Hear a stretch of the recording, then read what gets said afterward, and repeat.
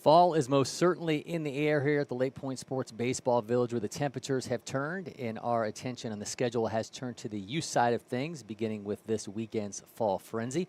I'm Cory McCartney, and we've got a matchup for you between nationally ranked SBA Bolts National and Medlock Monarchs, and we'll bring you the game of the day from the Audi Marietta Field. First pitch is slated for 2:45 p.m. in this pool play game. I'll be joined along the way by Prep Baseball Georgia's Avery Hunt and our own Grayson Rosen. And like all events here at LakePoint Sports, this is a chance for these players to make their mark on the field with great performances, as well as an opportunity for them to show their greatness in other ways too. We have teamed up with Johnsonville in their push to bring the positivity back to the internet. Let's go inside that mission.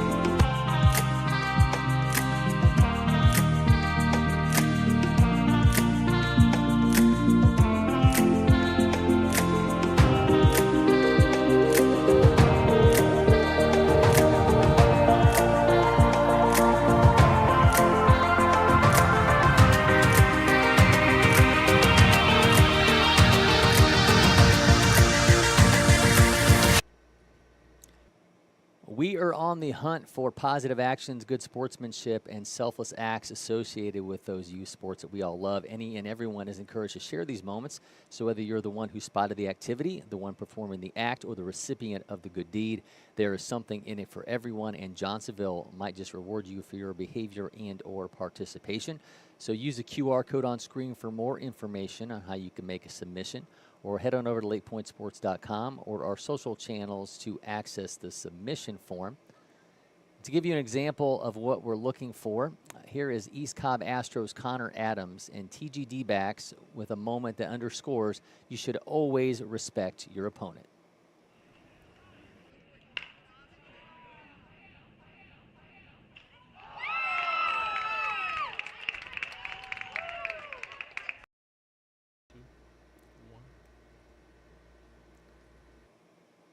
Let's go ahead and check out the lineups for today's matchup between SBA Bolts National and the Medlock Monarchs. Landon Gilchrist, the left fielder, will lead things off for SBA Bolts, followed by Charles Hargett at shortstop, third baseman Blake Keller, first baseman Owen Whitaker, catcher Colt Clark, second baseman Bowden Thompson, extra hitter Jay Delaney, pitcher Mason Anderson's hitting eighth, Maximus Deschamps, the extra hitter, hitting ninth, Corbin Fulmer, the right fielder, hitting 10th, and Cayman Tony, the center fielder, hitting 11th. Meanwhile, for Medlock Monarchs, Asher Johnson is leading off, followed by Caleb Thompson. Nate Mickelvet, center fielder, hitting 4th. Sam Duncan, the shortstop, hitting 4th. Stack Reeves, second baseman, hitting 5th. Hitting 6th is right fielder Grayson Miller. Luke Siegel, the third baseman, hitting 7th. Cooper Murph is pitching, hitting 8th. George May is the first baseman, hitting 9th. Alexander Brookswolf is catching, and Mason McAuliffe is the extra hitter, hitting 11th. You see these action on the field as these guys are getting loose behind us. So we've got so many great young talents to come through here. Service Baseball's Mikhail Moon is one of the most exciting 2027s in Georgia. Let's get to know this Service Baseball East Forsyth outfielder. I've got Mikhail Moon, a top 10 outfielder in Georgia in the class of 2027, 62nd nationally at the position. Mikhail, man, thanks for the time. Yes, sir. Thank you for having me. So you're a switch hitter. I'm always interested at what point a guy got to the point where they could start hitting from both sides of the plate. How long was that transition for you, and when did you start? Kind of just fell in, to be honest. I mean, started at a young age, around 6 or 7. Started a right-handed hitter.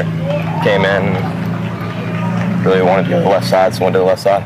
So the power profile, I'd imagine, because you were originally a righty, is it different than the left side? Believe it or not, the left side's actually stronger. What do you think is behind that? I have no clue. So you've kind of gotten away from it, though. You said you had a little bit of a shoulder issue, so you're typically hitting from the left side now. Yes, sir. So what's that been like to kind of get away from something that you did for a very long time?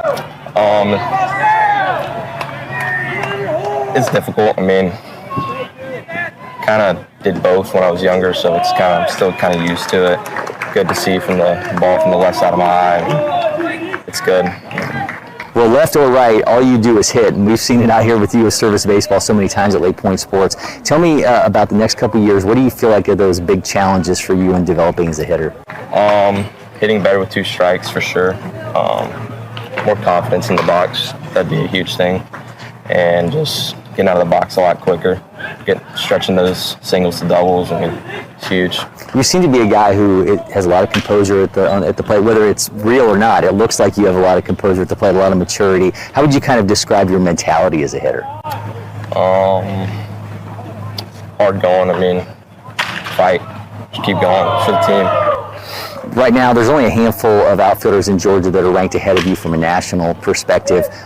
How do you look at that? Is it more like, okay, I'm going to knock, not that you're like guys on your hit list, but is it like, okay, I need to get to this point, that guy's in my sights? Like, how do you kind of view something like that? Push through it. I mean, I got the talent. I think I got it. And get through it.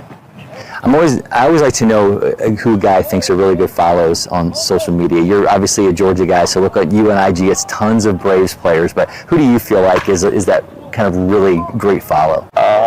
Michael Harris, to be honest. That's probably my biggest inspiration. Acuna, those 2, really love those. Play like them. So tell me, what do you like about their game that maybe you try to translate to your own? Speed. I love the way they play the game too. All right, we talked a little bit about it. I always like to see a guy set up at the plate. I'll take you out of the right side since we're typically hitting from the left anymore. But let's get that bat in your hand and have you show us what you do. Sound good? Yes, sir. So I like to step in the box, right, left, big deep breath. I get a little practice swing going the other way where they're trying to go deep in the left field line. Stay strong with it. Keep my elbow inside. Get through the ball. Okay, man, great stuff. Appreciate it. Make sure, if you're not already, you follow LakePoint Sports on all our social media channels. Hit that subscribe button on YouTube. You get so many more of the athletes that come here to show out. 4, 3, 2, 1. Some great stuff there from Mikhail Moon, a name I know everyone's going to be watching out for over these next couple of years as he continues to progress on these fields here at LakePoint Sports. And getting its start in Portland, Baseballism has locations in Cooperstown, the Field of Dreams in Iowa, and around MLB stadiums across the country. They also have a location here at the LakePoint Sports Baseball Village, and Simone Stanley shows you what to expect when you stop by. What's up, everyone? Simone Stanley here at LakePoint Sports, and we are back on Retail Road. Today, I'm hanging out with Baseballism, one of the longest-standing kiosks that we have had here on Retail Road, and we're going to check out some of their fall styles and their current sales that they're running right now.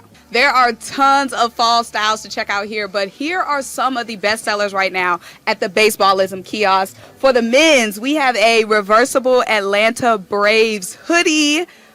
So we have the 2-block gray with the navy on this side, and then when you flip it inside out, you have the classic all navy with the red Braves logo. Now for the ladies, plenty of options, but this is the best seller right now. We have a baseball on a gray sweatshirt with the hearts as the stitch. How cute!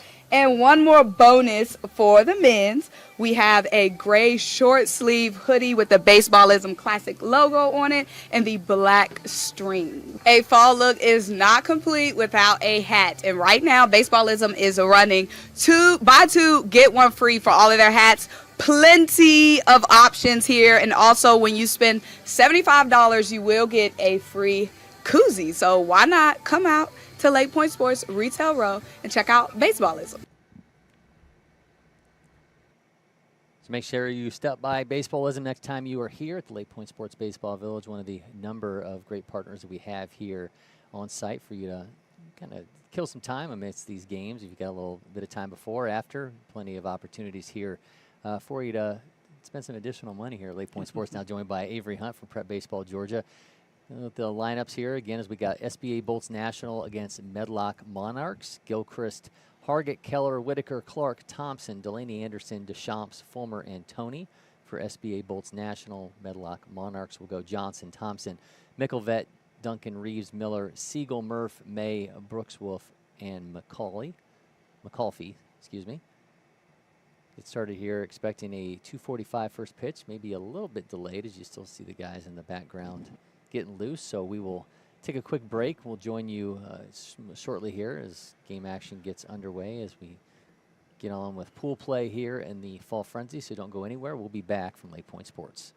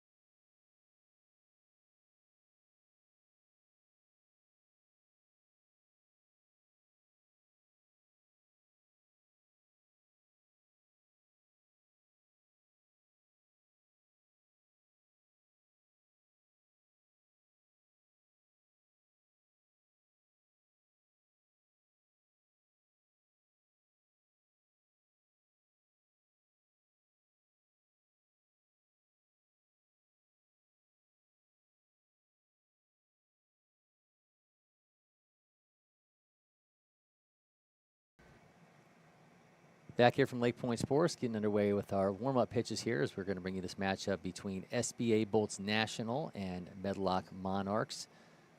Medlock Monarchs, by the way, part of the Druid Hills Youth Sports, an all-volunteer youth sports organization, provides baseball and softball programs for 1,500 players, been serving Decatur surrounding programs since 1962, so these guys have been around for a very long time, playing an SBA Bolts National team that when you do consider organizations that do rank teams, some have them as high as second in the nation. They have some of their players off in another event this weekend, so not going to see all those names dotting the roster today, but still a talented crew that they'll be bringing out, and they're going to be led on the mound by Mason Anderson from Charleston, Illinois, 5'9", 152-pound right-hander. He's got a fastball up around 77, curveball 63 to 66. Got a changeup, gets around 68 to 70.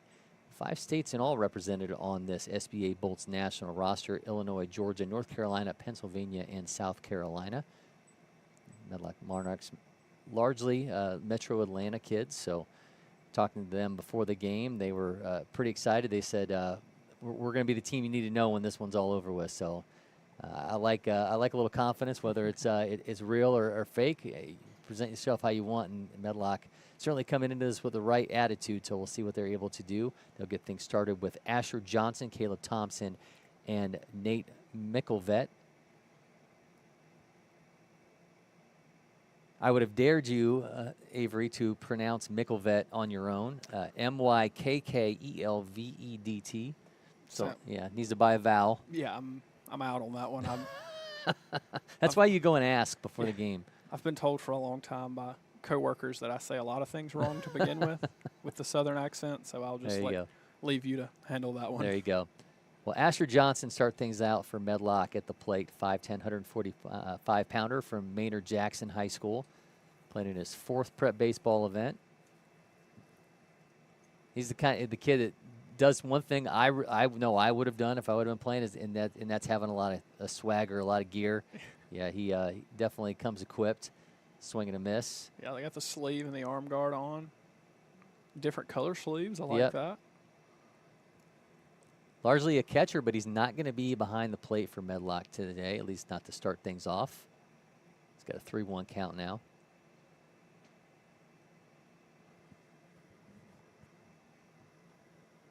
So we have changed gears a little bit, as I mentioned in the intro, in our schedule for the season now. John's going to draw himself a leadoff walk. So we've now transitioned more into the youth side of things. We still have that 14U division, so I think occasionally we'll still see some of those same names that we had throughout the summer months, but I think by and large those guys are starting to wind down, so we've kind of transitioned a little bit. Going to be a different breed of baseball for us here over the next month or so. Absolutely. It's always a change for us, especially in the spring going into the summer. It's kind of opposites almost for the youth and high school stuff. In the summer, spring, summer, it's kind of like, okay, that's winding down. Like, let's get ready for the summer grind. And during the fall season, it's like, okay, the high school guys are gone. Let's kind of start wrapping things up. So they kind of fall at different ends of the spectrum as far as the way our staff looks at it. So, but still looking forward to the next 4 or 5 weekends that we have. I think we finished the 15th or the 17th here. So still kind of rolling through those. And I think it's exciting, too, for some of these teams because for a lot of these kids, because swing and a miss, we have so many high school and higher age events that happen throughout the summer.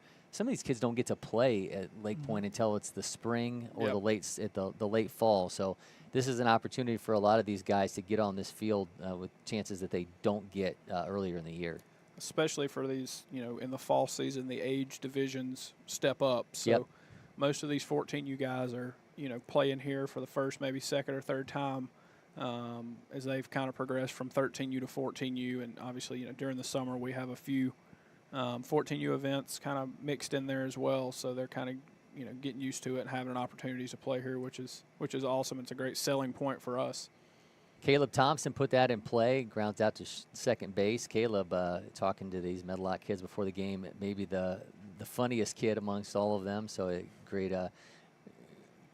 great sense of humor from him. I'll be able to talk a little bit about Caleb later on as this game rolls on. But here is Nate Mickelvet. Mickelvet on his way to Lakeside High School, 2029, 5'7", 140-pounder. Got him down at his first prep baseball event.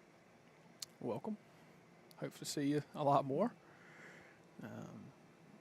Yeah, it's the fall season's so interesting because, when you start the fall season, it's always, it's still kind of summer months here in Georgia realistically. And I think this morning I got here and it was 39. Yeah. And I was like, oh, my goodness. But then midday, you're back to wearing shorts and a T-shirt, and then you bring those layers back out a little bit later.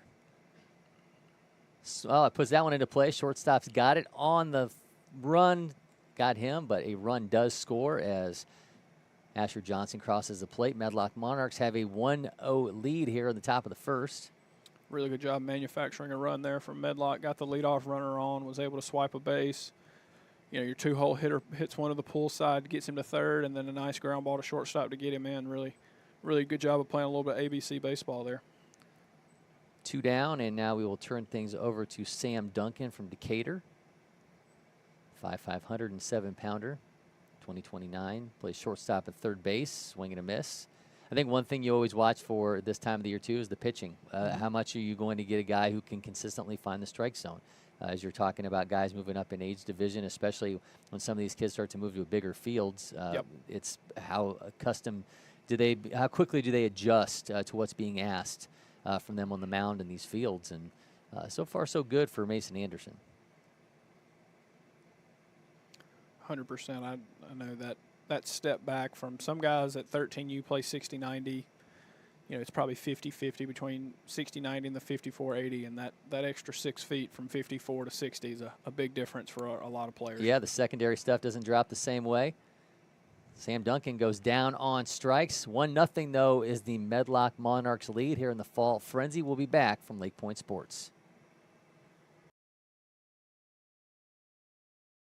At Academy Sports and Outdoors, you'll always find more fun with great brands at the best prices. More of this, and this. So you can get together for a little of that, and a lot more of that. And even some of that, and that's good. Have more fun with great brands at the best prices. Only at Academy Sports and Outdoors.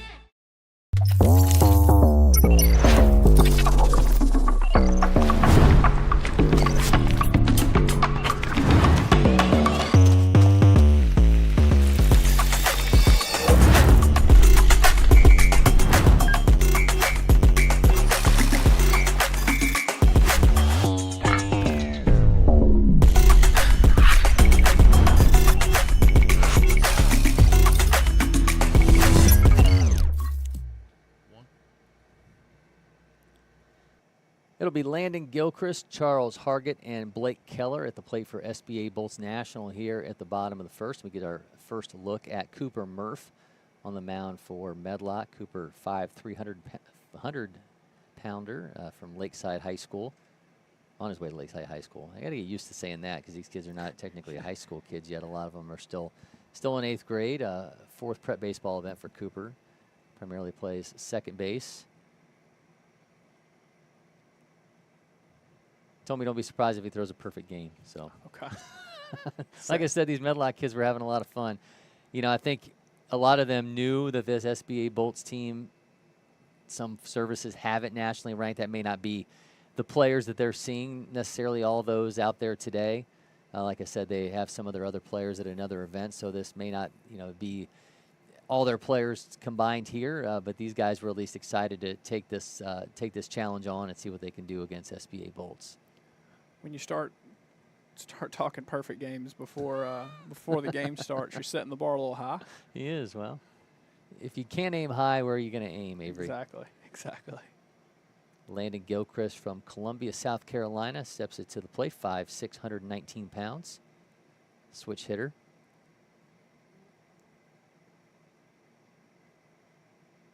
Interesting, you see him hit righty against righty as a switch hitter, but here's what we got. Yeah, maybe with a little bit kind of softer velo here, he's going to, kind of try to sit back and, pull something from the right side. Hopefully it's not an Ozzie Albies situation where we have a hurt wrist. But well, it's interesting when you talk to switch hitters where they find their power profile. A lot of them, if he feels like he has more power from the right side and that's his typical side and he throws right, so that's more than likely probably the case. Sit on that right side if you think you can jump on something and drive the ball somewhere as opposed to playing the percentages and hitting lefty. Mm-hmm. I mean, you look at the two Braves switch hitters that everybody thinks about, you know, Ozzie and Chipper. Ozzie obviously has more pop from the right side, and so did Chipper, I think. Yep. If you asked him, I think his numbers were pretty spot on from both sides. But yeah, 300 hitter from both sides. Gilchrist puts that in play. Third baseman can't handle it, so we will have a base runner. Hitting from the right side worked out there. So with Gilchrist at first, here is Charles Hargett. Charles from Metrolina Christian Academy. 5'3", 310 pounds. This is his second prep baseball event. Jumps on first pitch and rips that down the left side. Charles playing shortstop today. Saw him make a good play in the first inning on the play that scored the run, but he was able to field the ground ball cleanly and get his guy at first. To duck out of the way there. Always talk to guys during the summertime about how a national team comes together. And it's got to be even harder when you think about the fall months once guys go into school. I mean, think about kids from 5 different states on this team. How much are they ever even really together when you think about it outside of just being able to come in and play a tournament together? Yeah, I could see there being issues with going from Pennsylvania, South Carolina, and, you know, Georgia to all meet up and practice during the week. Yeah, that's certainly the easiest of transitions. Yeah, don't know what Delta has to offer on the on the 3:45 flight. Does SBA have private jets? Yeah, just flying 13-year-olds back and forth. That's right. Well, they do have Chance Kidd in their program, so maybe Jason Kidd's able to get them the access. Swing around and pick them up. Get the well, Mark Cuban's no longer an owner of the Mavericks, but I'm still sure he can still pull some strings. You probably call Cuban on the phone. Yeah. Hey, man.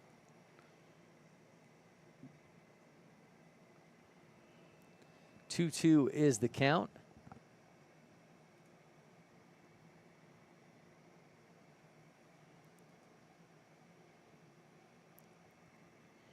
Speaking of Jason Kidd, it's almost the best time of year, the NBA season, so we're getting close. I wouldn't necessarily think of you as such an NBA head, although I know that you are. Yeah. A lot of people have things that they struggle with, and mine is the Atlanta Hawks. So I've watched all 3 preseason games from the tip to the final buzzer, if that tells you where I'm at in my Hawks fandom, unfortunately. Well, you, Bob Rathman, and Dominique Wilkins are probably the only ones that can actually say that. Yeah. Counts full. Skies that one on the run. Left shortstop cannot haul that in. The right fielder throws it to second. Did they get him? They did. So there'll be a runner at first, but they were able to get Gilchrist at second on what looked like a defensive breakdown. But right fielder smartly fires that to second base, and they're able to get Gilchrist for the first out. The old 9-6 force play at second. So one down now for Blake Keller. Central Dauphin, Pennsylvania. Taking off for second. The throw is not in time. So they get a runner at second regardless, as we'll now see Charles Hargett on that bag. Owen Whitaker in the on-deck circle. Loops that in for a strike.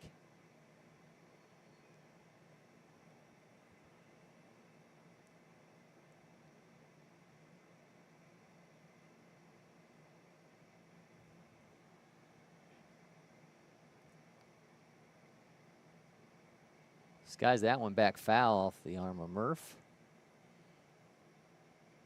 That one probably bounced off the awning. See if it'll come back. Everybody's looking like it might. Never seen Murph as an actual last name, just a nickname for Murphy. Is it just M-U-R-F? M-U-R-F-F. Oh, nice. Yeah, I'd never seen that as a last name before. Yeah, I would think that is only a nickname. We've had a few. We have one of our interns this past year, went by Murph, so I've never seen it as a last name either. It's the best part about these. You get names that you never see. That's right. we've got a good one hiding in the back half of the lineup for one of these teams. So we'll keep That's that right. one. Yeah, Keep we'll that one on the back burner until chamber we it. get there. It's like that one was hauled in down the right side. So we'll be 2 down for Owen Whitaker, Cedar Cliff, Pennsylvania. First prep baseball event as well for Owen Whitaker. Should get like a welcome packet, you know. Hand them out at the front. Yep. Well, being a Jeep owner, you know, when you do different trails, you get like a badge. Like we should have like a something that goes That's on true. a helmet that says that you've played in the prep baseball event. Start with the Jeep, the Ducks. That's right. Is that a thing? Yeah. Oh yeah. I own a Grand Cherokee, so I don't get. Yeah. I don't show up to Ducks on my car. They which should is- have classier ducks for the Grand Cherokees. They should wear like top hats and have canes. My first ever car was a Jeep Wrangler, but that was before the duck movement. So Oh, okay. missed out on that. Yeah. 2-0. That's right down the middle for a strike. Charles Hargett at second base. Owen Whitaker at the plate. 2 down in the inning. Medlock Monarchs lead 1-0.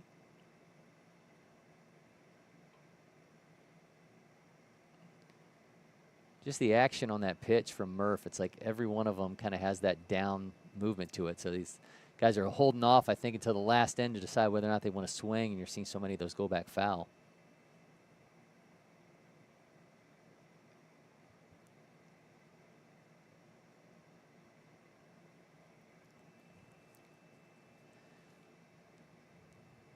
The 2-2 sends that one foul. Interesting watching that Yankees-Guardians game last night and to see the defensive miscues that even, you know, we talk about them at this age level, just about the execution, but you think last night, you know, when Leiter was on the run and he was throwing to Rizzo at first and it goes between his legs, it seems like such a simple execution, especially at the professional level, but that ends up going through Rizzo's legs and a run scores, and then, you know, later on a defensive miscue by the Indians and the Guardians, excuse me, and a run scores for the Yankees, and simple things that you just get so accustomed to watching happen in a ball game. And that gets away from the right fielder. A run is going to score for SBA Bolts National, and now we have a 1-1 ball game.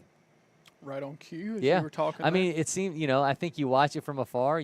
We watch, guys in the moms and dads in the stands watch, and it just all seems so simple to execute these plays. But even as, again, we saw last night, not so easy to do it in game time. Yeah, exactly. I think, was it game 1 or 2, Jimenez for the Guardians was like a pop fly in the infield and like just palmed him and fell, and it's like, you know, these are guys that do this and get paid lots of money to do it for a living.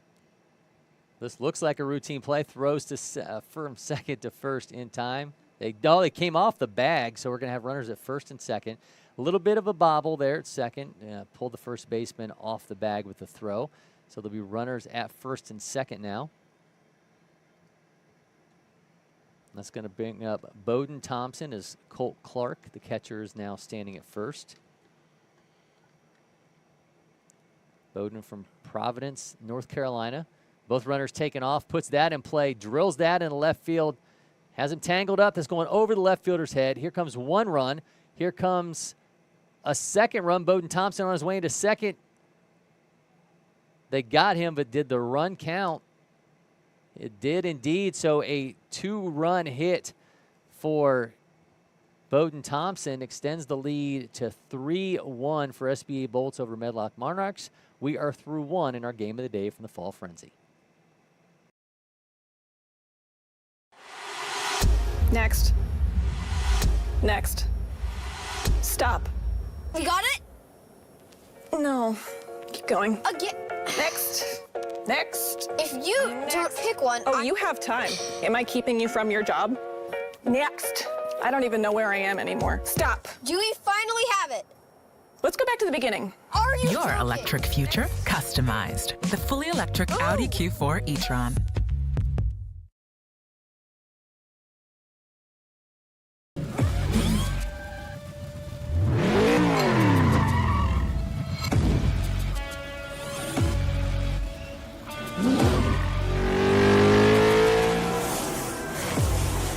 Making every second count. That is how I live. And this is how I hydrate. Body Armor Sport Water. Water for the athlete and all of us. This is ready to go online. Any questions? Yeah, I got one. How about the best network imaginable? Let's invent that. That's what we do here. Quick survey. Who wants their internet to work pretty much everywhere? And it needs to run smooth, like super smooth. Hey, should you be drinking that? It's decaf. Because we're busy women. We don't have time for lag or buffering. Who doesn't want internet that helps AI do your homework even faster? Come again? Sorry, what was that? Introducing the next generation 10G network, only from Xfinity. The future starts now. Welcome back to LakePoint Sports. Cory, McCartney, Avery Hunt with you. 3-1 is a lead for SBA Bolts over Medlock Monarchs. Continue with Mason Anderson on the mound for SBA Bolts. He'll be facing Stack Reeves, Grayson Miller, and Luke Siegel for Medlock. I like the name Stack Reeves. That's like an action hero. Was that another McCartney out there getting some photos? It is, in yeah. between? Yep, son Jack out there getting some photos. I thought that was him.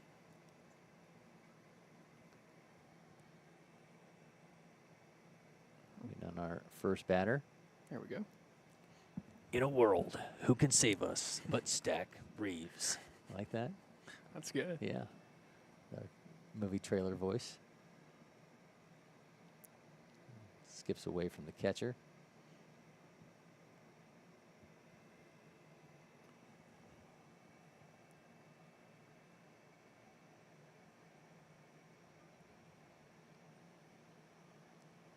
Stack from Decatur High School, his 4th prep baseball event.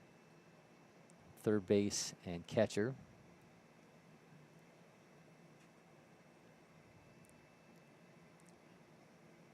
Puts that in play towards second, gathers, throws in time for the first out.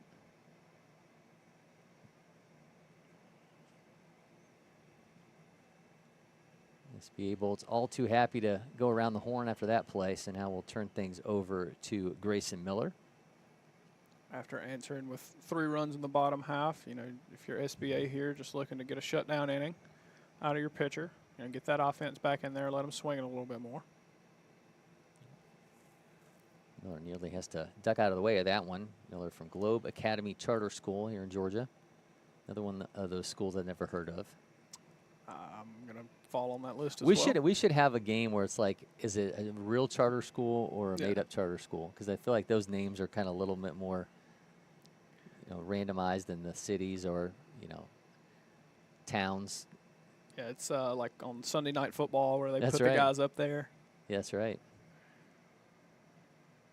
I know I used to be in charge of the profiles for all of PBR for everybody, so I had to go through and clean all those up every day. It's exciting as it sounds. And there's some high schools that pop on there. I think people like trying to be funny, and it's like, yeah, I doubt that one's real. But I have thought ones were fake and ended up on the old Google search engine and looked them up, and they were, in fact, a real high school, so I should let them be. So Counts full to Miller. Sends that foul. It's going to be followed by Luke Siegel. Then it is pitcher Cooper Murph.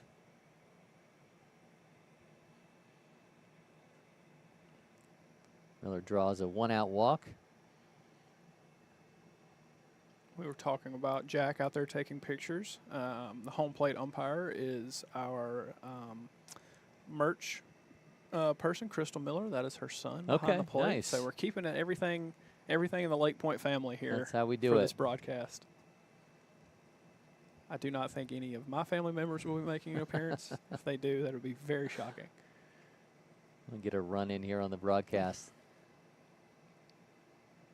Applies the tag, and the swipe down, and they will get the lead runner, Grayson Miller.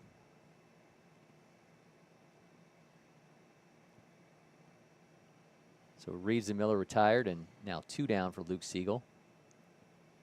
Siegel from Midtown High School, 4th prep baseball event for Luke. Luke has a number on here that will make you feel old. He is a 2030.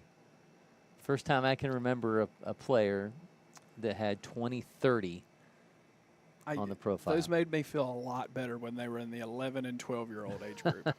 It's like those guys, I mean, they got, 6, 7, 8 years Sure. for their graduating. We're good.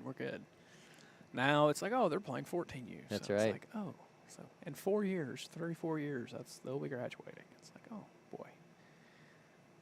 Yeah, we were talking just about kind of some of our spring schedule stuff, and we were talking about what the 14U age group is this upcoming year, and it's like, oh, it's 2029, and it's Wow. like, good Lord. I'm getting older by the second. Second walk in the inning for Mason Anderson is now Luke Siegel makes his way to first base, and that will now give way to Cooper Murph.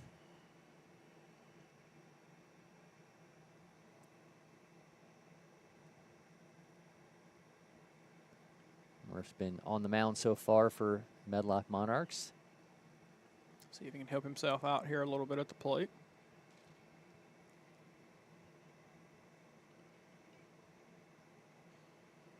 Spikes that, taken off for second base.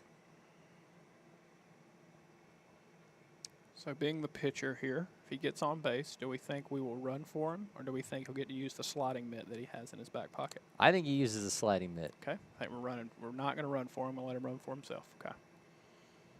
It's always an interesting question here at the youth age. Pitchers and catchers, are they going to let them run for themselves, or what are we going to do with that one? So Well, they have see. 2 additional players on the roster. Okay.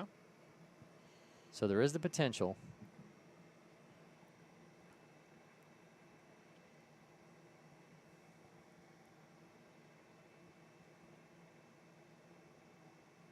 Stay with Anderson on the mound as he gets a couple of reassuring words.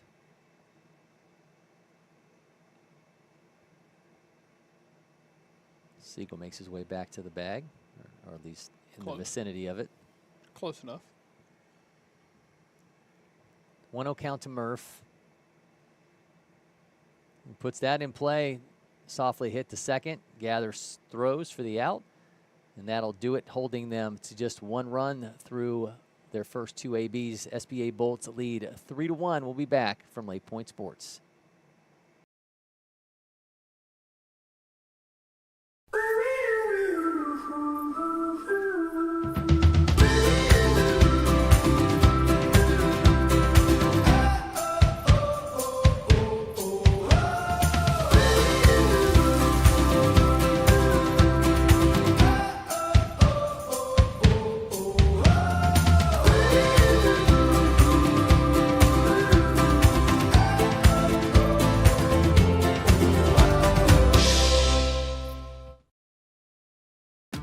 The Windscreen Factory, more than just windscreen. We're a full-service sports facility contractor.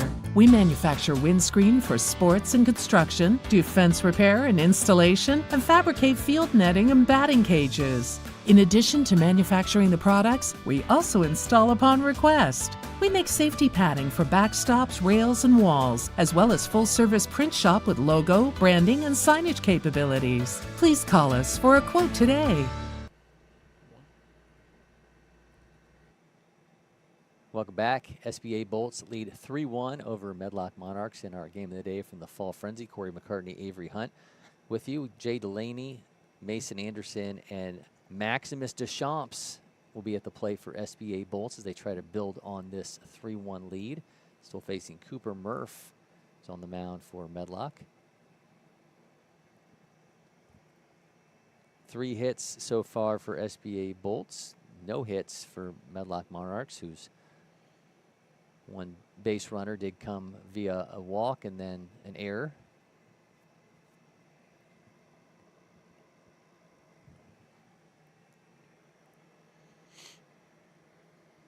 Jay Delaney from Mount Pleasant, South Carolina will start things off. 6'1", 190-pounder at 14.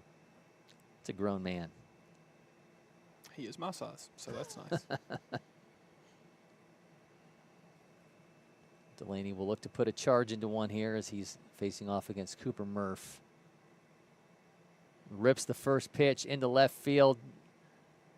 Left fielder able to haul that in, a hard hit ball. It was a good play out there and left. Went to the slide and was able to make the play. Really good play there by the left fielder. Yeah, he absolutely jumped on first pitch, but results in an out. Now we'll turn things over to Mason Anderson, who we've seen on the mound. We ended the inning with a pitcher versus pitcher matchup. Now we see it here with one out in the bottom of the second.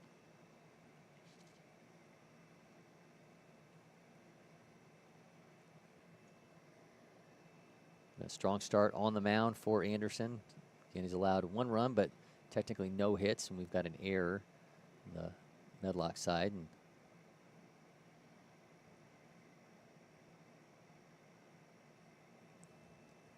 one the count to Anderson. Already 1 down.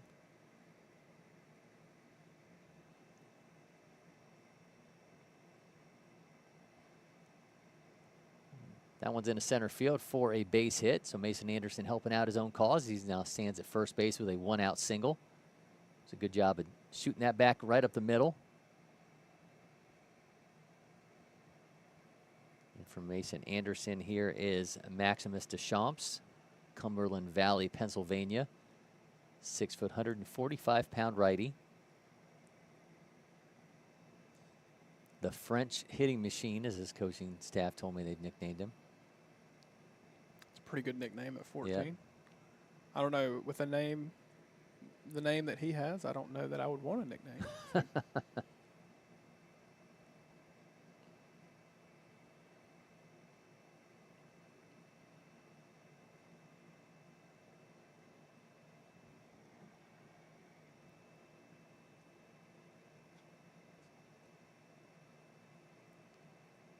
Maximus with a chance to do some damage here. He's got a runner at first base, 1 down in the innings. Club's up 3-1.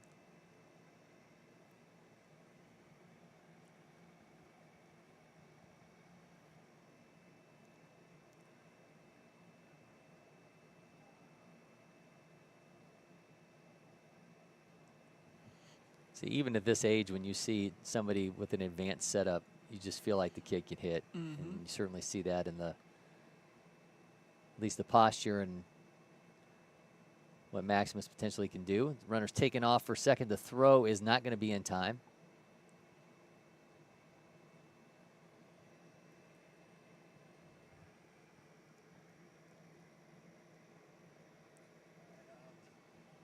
So another runner in scoring position for SBA Bolts. See if Chomps can take advantage. Just a little bit low. Be ball 2.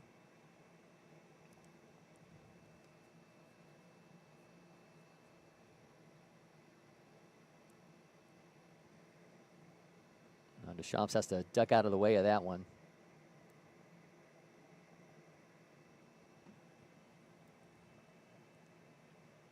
.30 count here. See if he gets the green light. Well, I think when you wear Aaron Judge's number, you have the green light whenever you want it. No, he does not, as that's down the middle for a strike.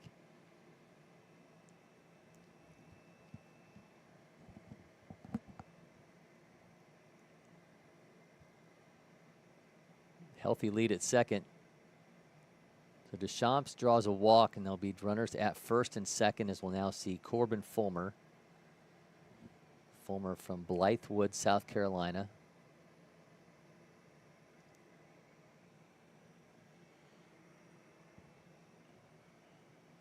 Cayman Tony in the on-deck circle.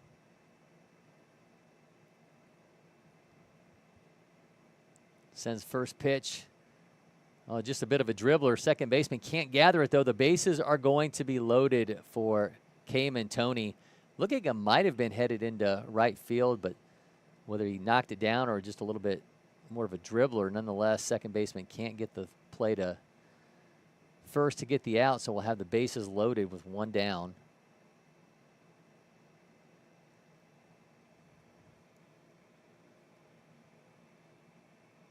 We're having a discussion here. Not real sure what about, but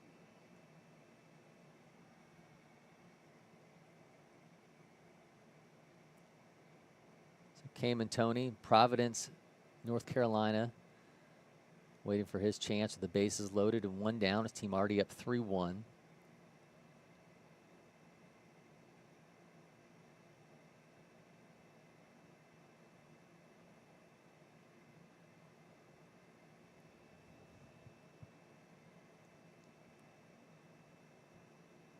Unclear what the point of discussion here is, but regardless, the bases are loaded and there's one down. Not sure on that play what there is to have a conversation about, but maybe we missed something. Yeah, potentially, but Cayman Tony's going to get his opportunity here. That's in for a strike.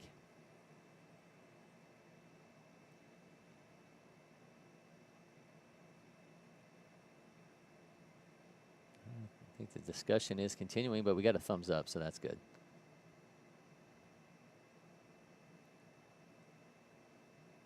All right, 1-0 to Tony. Watches that for strike 2. Oh, excuse me. We just a 1-1 count. I thought that first pitch was in for a strike. It was. I think we have a miscommunication on the scoreboard. It was 100% a called strike. Okay.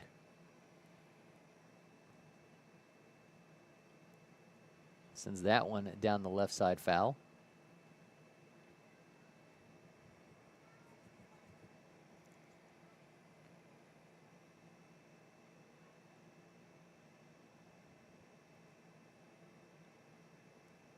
Count is 1-2.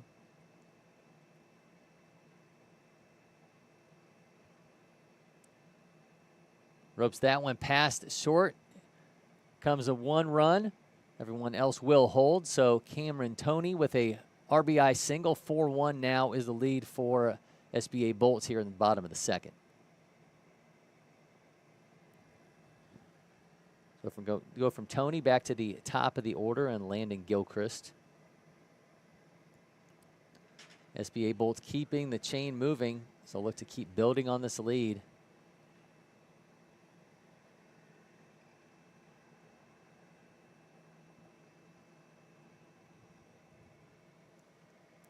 So we're just a week away or so from Halloween. You got costume locked down? If I do not know about it. So there's a chance that can happen, but I have not been told that I'm wearing a costume yet. So I am going to dress up as me, maybe go hand out some candy. There you go. Smile and wave. Gilchrist watches that to run the count to 2-1. Do you have an outfit that you've picked out? Well, we are going to a Halloween party next weekend. So going is Shaggy and Scooby-Doo. Okay, there you go. Are you Shaggy or are you Scooby-Doo? I'm going to be Shaggy. Okay, I think that's probably good. Throw to home. We'll get out number 2. Bases continue to be loaded, though. Nice job defensively there at third base for Medlock, making the smart move and throwing home to get the lead runner. I was going to go with Fred, where like the ascot and all that stuff, but we're going to go Shaggy instead. And solve some mysteries. Puts that into play. Left fielder tracking back. He cannot make the play. Here comes the 1 run. Here comes the second run.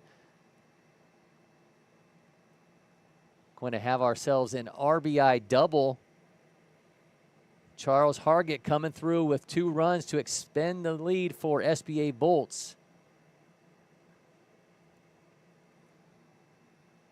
Nice job there from Charles Hargett, jumping on that pitch, sending it into left field. Unable to make a play and just adding to this lead for SBA Bolts.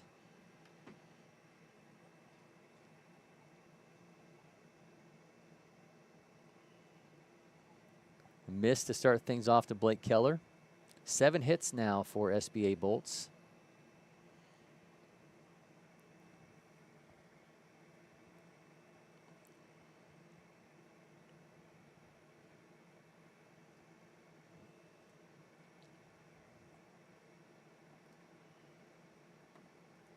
Seen the Bolts be able to jump on 2 pitches and drive them to left field. Really, well, the majority of their runs have come from off of those 2 swings. So.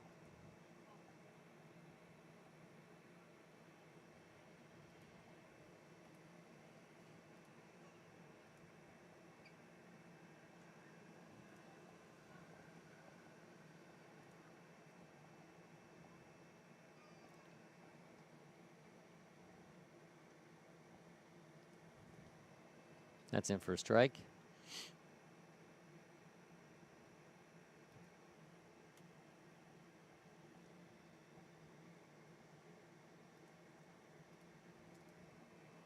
2-1. It's going to make it 3-1. Oh, excuse me. Walk him down to first base. Scoreboard just running a tad bit behind on us today. Yep, just one pitch behind there. So Owen Whitaker now at the plate. Owen is 0 for 1 on the day.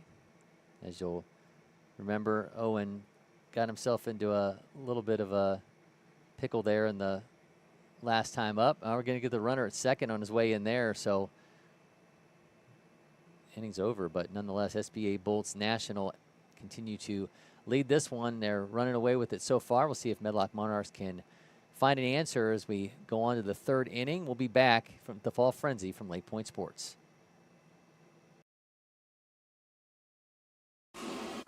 Where's it written? Only grill burgers?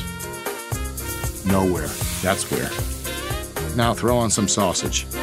And keep it juicy. Boogie woogie jam slam, bust the dialect, I'm the man in command, come. Flow with the sounds of the mighty mic.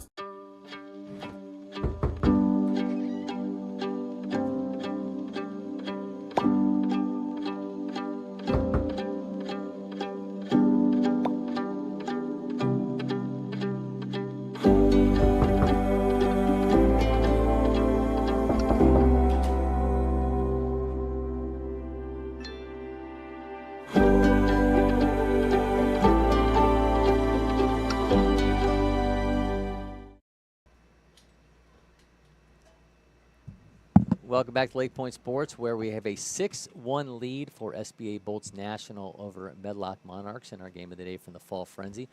Out goes Avery Hunt. We make a call to our bullpen to bring in Grayson Rosen. Mason Anderson still back on the mound for SBA Bolts. Grayson, welcome back in.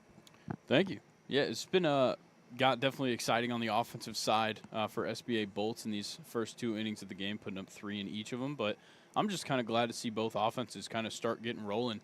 We've seen Medlock do a good job getting guys on base, just not exactly capitalizing on all their opportunities they've had. But obviously, you know, you had some good base running in that first inning that we got to see, and they scored that opening run, and then SBA Bolts just kind of jumped on it and have continued to. We will see George May, Alexander Brooks-Wolf, and Mason McAuliffe for Medlock here in the top of the third inning. Still trying to get through the full order for the first time. Mason Anderson technically has yet to allow a hit for Medlock.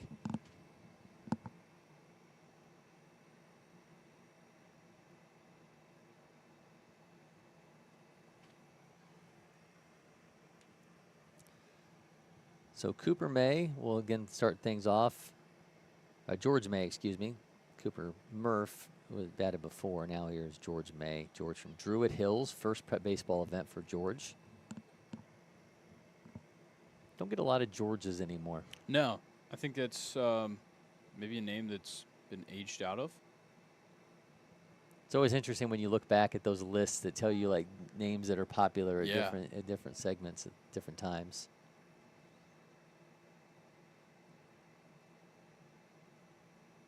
May swings through, makes it 1-1. Yeah, it's pretty rare that we come by names that we haven't seen before. This matchup does have a number of them, though. Sends that back foul, makes it 1-2.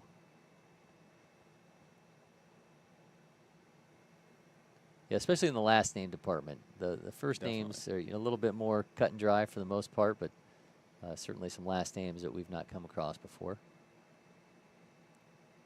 But that makes it fun. It means you got to go over and talk to kids before the game to make sure you know how to correctly pronounce their names. Misses high.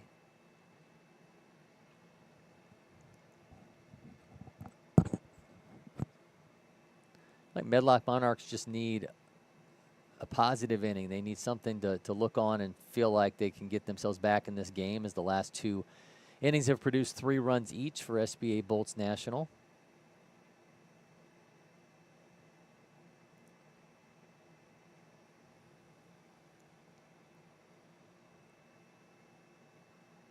Now Anderson just misses inside, so we'll have a leadoff walk for George May, and now here is Alexander Brooks-Wolf. So this could be the start to the kind of inning Medlock Monarchs need. See what they are able to do with this leadoff walk. Midtown's Alexander Brookswolf, catcher, first baseman today. He's behind the plate for Medlock. Yeah, interesting to see what they're able to do. It looks like they're maybe trying to get into some early action on the base paths. We already talked about how in that first inning they got on the board with that good base running and high IQ. And then, you know, we've seen them get thrown out at second a couple times now, and got to kind of pick the right spots here to steal and when not to. Yeah, leadoff hitter Asher Johnson able to capitalize and get them that first run, but they have been silent since, while SBA Bolts have scored 6 unanswered runs.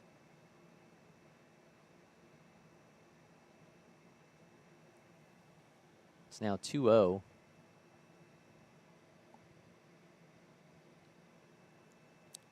Just happy, unlike last Saturday, that we weren't dealing with fog today. Definitely. Dribbler back to Anderson, kind of a foot almost caught in the turf, Yeah. but he's able to make the throw to first for the out. Yeah, it looked like his plant foot kind of slid out from under him, but he stayed up on his feet and made a great play to first base. So he's able to get Brookswolf. Now we'll see Mason McAuliffe.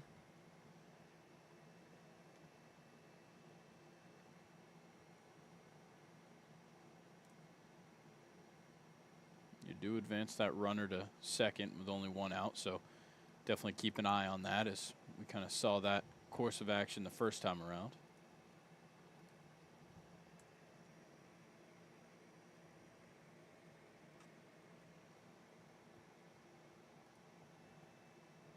McAuliffe swings through that.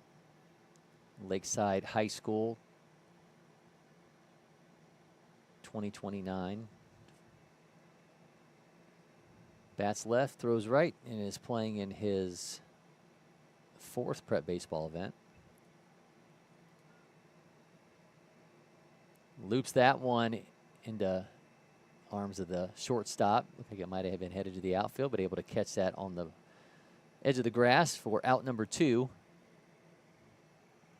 So 2 down, and it's back to the top of the order with Asher Johnson. Asher's got a runner in scoring position at second base. See if he can take advantage.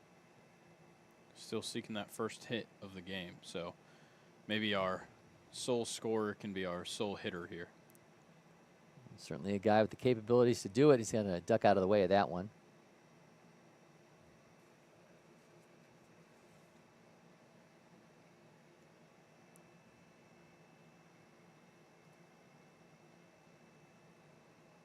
Johnson, a Maynard Jackson 2029, watches that bounce down to make it 2-0.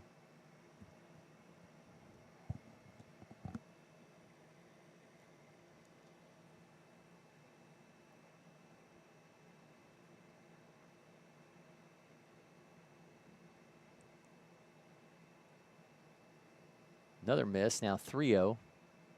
Looks like we're getting some heavy winds out there in the outfield. It doesn't look windy at all, but those cameras will bounce around with a little bit of wind. It's seemingly always windy up here. Yeah. And the only time it's not is the heat of the summer when you wish there was some kind of a breeze coming through. Other than that, it's like there's always some breeze here at LakePoint Sports. The wind tunnel that is Emerson, Georgia. Oh, like it's in, and it's in for a strike.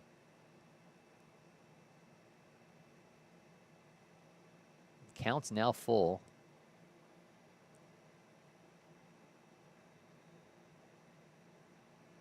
As the payoff pitch, Johnson sends that foul.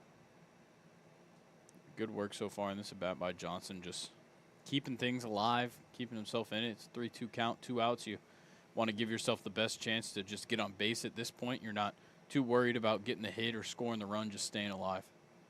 Well, if he does, Caleb Thompson will bat. Right now, Johnson just trying to find a way to move the runners along, and he will get himself a 2-out walk. So we'll have him at first and second for Caleb Thompson.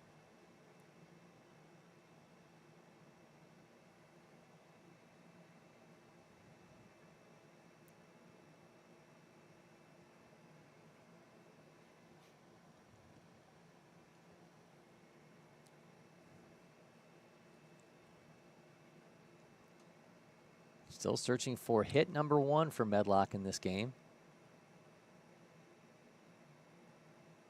Another miss from Anderson.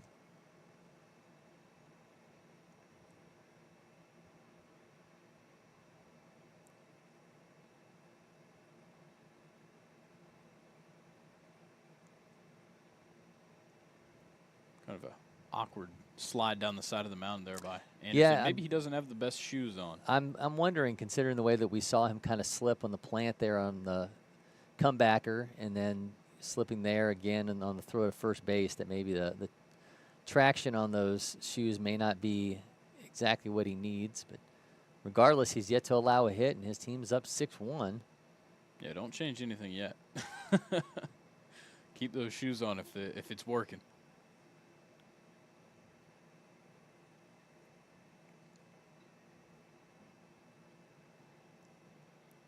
2-0's the count to Thompson.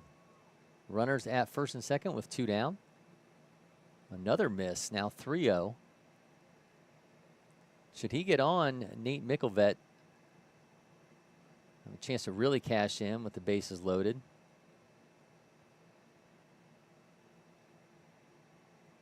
And he does walk him, and Nate Mickelvet will come to the plate with the bases loaded and 2 out here in the top of the 3rd. That was a heck of a toss of the bat towards the dugout. It looked like he might have got it into the door. Mickelvet going over to have a word with Coach Maurice Lasson. Correct me if I'm wrong. Are we seeing PitchCom being used? It looks like.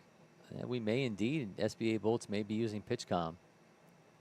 I've seen that catcher look back at that seemingly black wristband there, and I think we've got one on the pitcher as well. I'd just like to point that out because in 14U baseball, it's just surprising to see. Yep.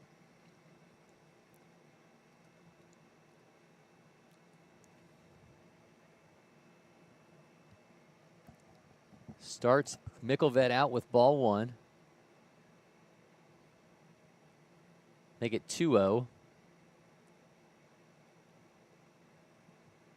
Base runners everywhere for Medlock Monarchs, but again, still searching for that first hit. Can Nate Mickelvet be the one to give it to them and eat into this SBA Bolts lead? It'd certainly be a timely first hit of the game.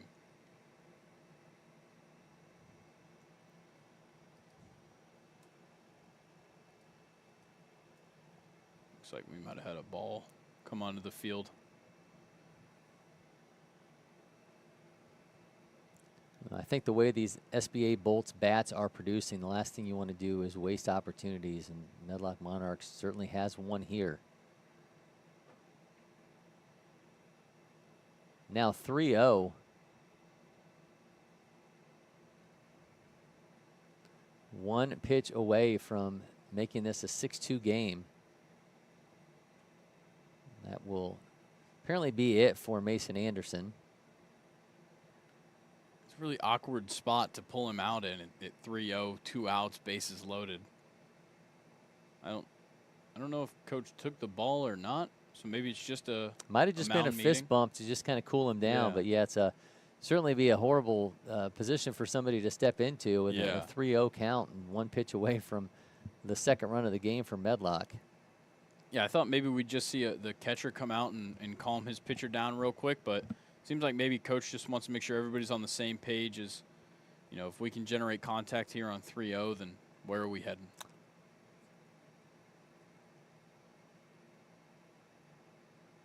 That does appear to be what happened, as Anderson will continue on the mound. Again, he's got a 3-0 count to Mickelvet.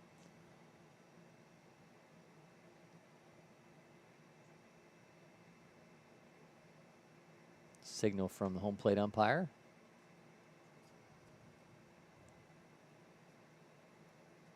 Sails the 3-0 to a 4-0, and we will see the second run of the game cross for Medlock. It's now 6-2 here in the top of the 3rd. Yeah, and I do see somebody warming up over there in SBA Bolts bullpen, so looks like maybe they'll just let Mason Anderson ride this out until something gets a little too out of hand. But right now he still holds a 4-run lead and can still get out of this at any point. He's now facing Sam Duncan from Decatur. Swings through in that one for strike 1.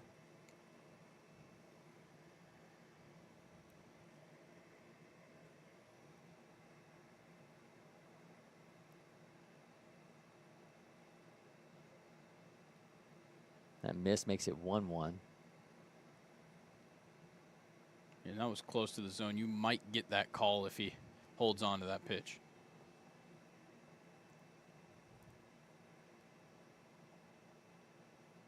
Missed glove side, now 2-1.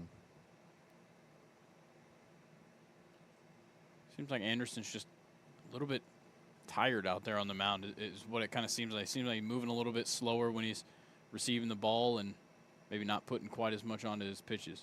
Now 63 pitches into this here in the third inning. Yeah, so some deserved fatigue for the starting pitcher. But 2 runs, but he still has yet to allow a hit. Now 3-1. Excuse me, 4. That was ball 4. So here comes run number 3 for Medlock Monarchs, and that will indeed be the end of the day for Mason Anderson.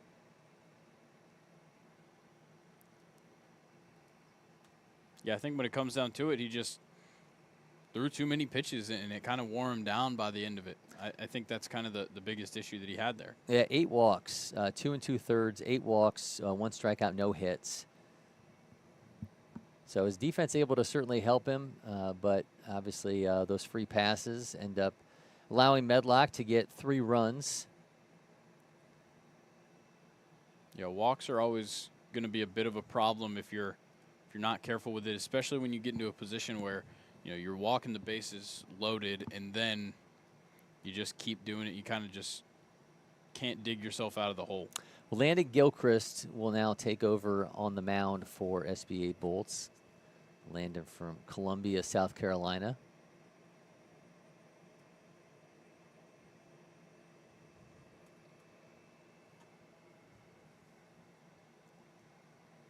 Yeah, so they definitely are using pitch comp.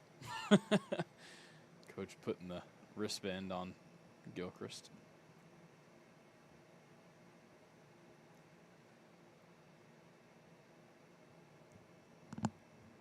They should make it where it just sends like electric shock to you, like a dog collar, Yeah. And it's just like, one vibration is fastball, 2. Yep.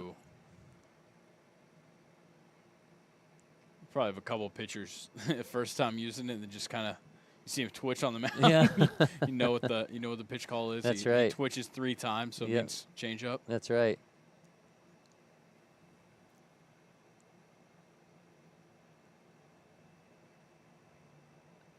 Now, Gilchrist will inherit a bases-loaded situation here with 2 outs in the third. We've seen 2 runs cross the plate via walk for Medlock Monarchs here in this inning. I think a good thing for Gilchrist here is that obviously he has those 2 outs already up on the board, and he's got an infield that's looked really sound defensively early in this game. So just you can pitch the contact, and you could see yourself out of this inning pretty quickly. And, the difference in release points between him and Mason Anderson is already very apparent. You're going to see a little bit more of that arm side movement on the release from Landon Gilchrist, which I think will make a big difference for how Medlock's seeing him.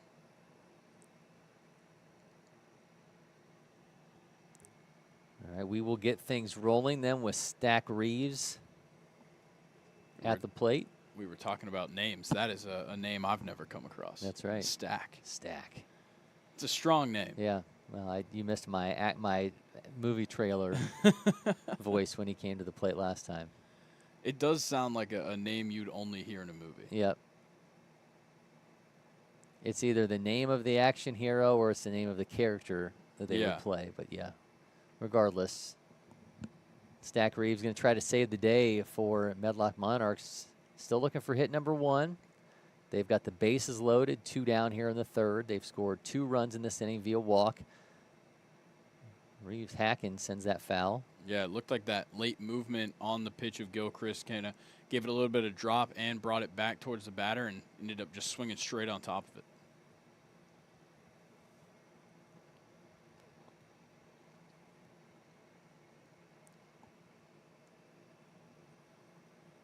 Do you think Stack's short for something?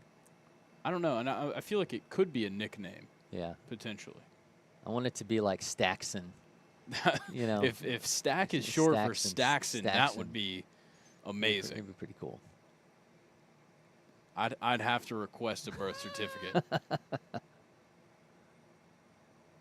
The 1-2 sends that foul. Heard a great story earlier this week.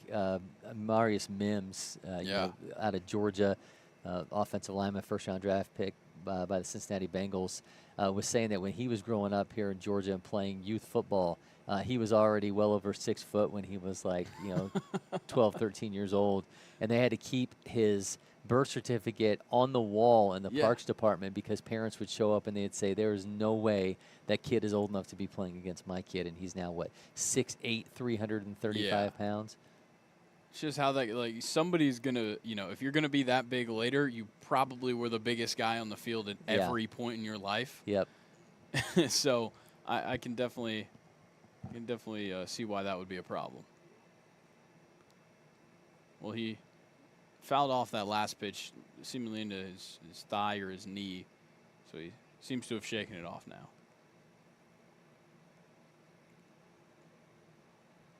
Stack Reeves steps back into the box with the bases loaded. 1-2 count, 2 down. Must have wiggle his way out of the way of that one.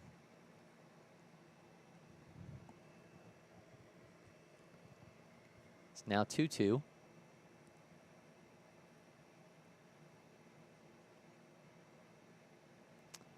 Yeah, I would assume Jay Delaney for SBA Bolts has had some people question the validity of his age at 6'1", 190 pounds. Yeah, that one's that's tricky. Because, every now and then you can come across a guy who's in, 8th grade or heading into his freshman year of high school that's around 6 foot, but it's not always the most common thing for people to see. Just misses to run it to 3-2. Thought he might have got enough late movement there to catch the edge of the zone, but not a bad call. Well, walks have been to the benefit of Medlock Monarchs, looking to draw their 9th walk on a 3-2 count, potentially deliver another run. He swings through it, though, and he'll go down on strikes. Stack Reeves is out, and nice job by Gilchrist to get him out of that bases-loaded jam, but Medlock Monarchs able to add 2. It's a 6-3 game. We'll be back from LakePoint Sports. Where's it written? Only grill burgers? Nowhere. That's where. Now throw on some sausage and keep it juicy. Boogie woogie jam slam, bust the dialect. I'm the man in command. Come flow with the sounds of the mighty mic.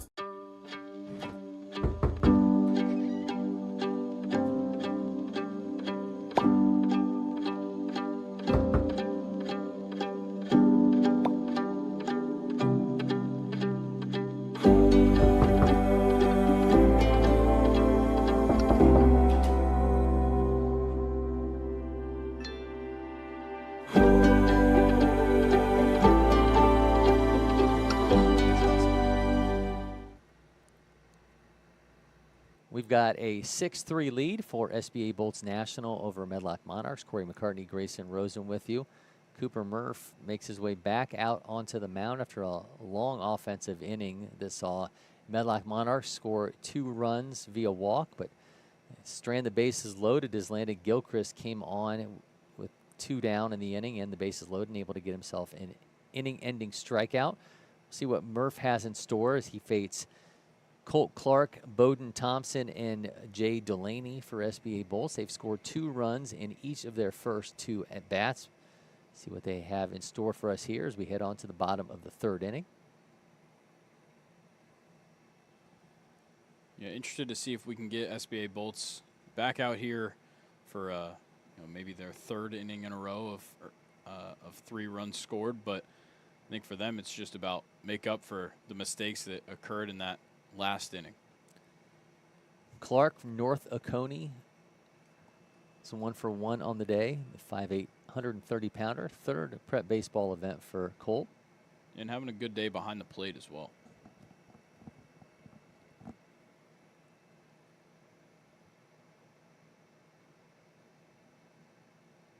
Swings through the first pitch from Murph, but goes foul.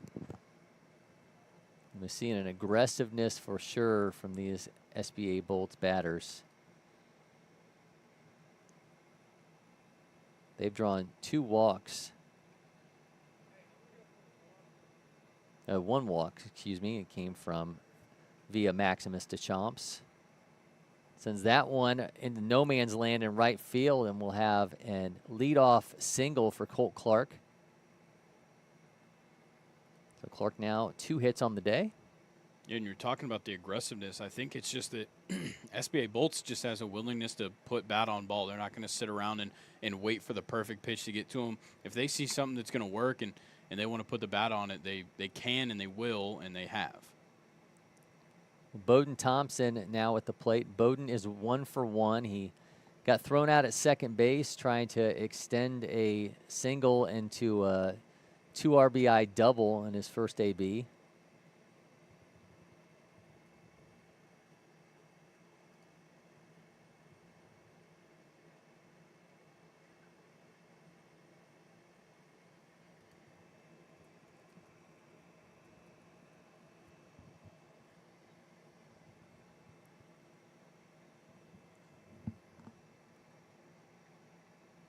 Bowden Thompson is no stranger to this position here. Everyone thought the runner was going to take off, but he will stay put at first, and 1-1 is the count to Thompson.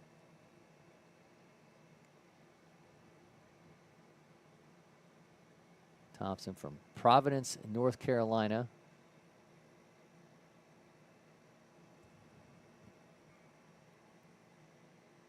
That one sails high, makes it 2-1.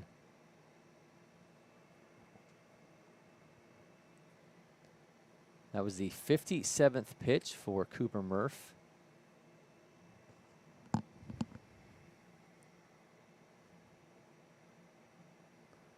Runner's taken off. The throw is not in time as he holds the bag. Yeah, just behind him. If you have just a millisecond earlier, you probably get him before he reaches the base, but good work right there by Colt Clark to get under the tag. So Clark now stands at second base for Thompson. 3-1 count. We'll now have runners at first and second for Jay Delaney. Delaney absolutely jumped on the first pitch he saw in his first AB, but it was a hard line out to left field. Looking to do some more damage here for a team that's already up 6-3. The ball on the field. A tough spot for Cooper Murph to have to hold in the middle of a pitch like that. Yeah, that was a bit of an awkward spot to stop in. First pitch, Delaney jumps on that one. It's on its way into the glove of the center fielder on the run. So a couple well-struck balls for Jay Delaney have resulted in 2 loud outs. And there'll be now 1 down as we will move along to Mason Anderson at the plate. Yeah, and that was just kind of unlucky. I think it's part of the way that Cooper Murph pitches, the way that the ball kind of drops late in his throw. I think it just kind of forced Jay Delaney to pop that one up. Just got a huge launch angle on that one, and even though he hit it hard, it just didn't quite travel the distance. Opposing pitcher Mason Delaney now at the plate. He's 1 for 1. He watches that in for strike 1. Runners at first and second with 1 down.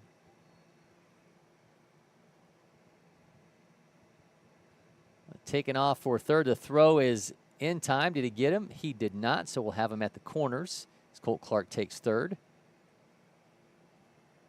Yeah, super close play there at third. Surprised I didn't see the double steal. Maybe that one wasn't perfectly planned by everybody involved, but we'll see. I'm sure we'll see a runner on second base shortly. We'll see if Bowden Thompson takes off for second.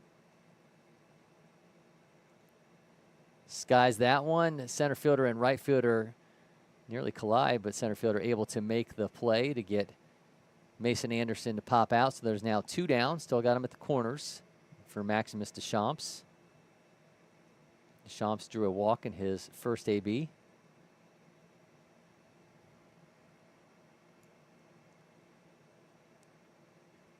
Another bat that could give those outfielders a run for their money and see what he's able to do here.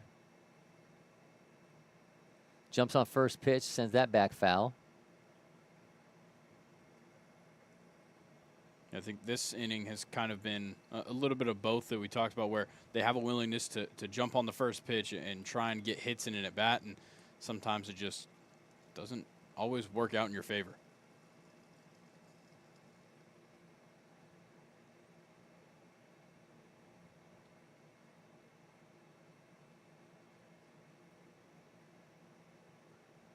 Thompson indeed takes off for second base. There'll be no throw.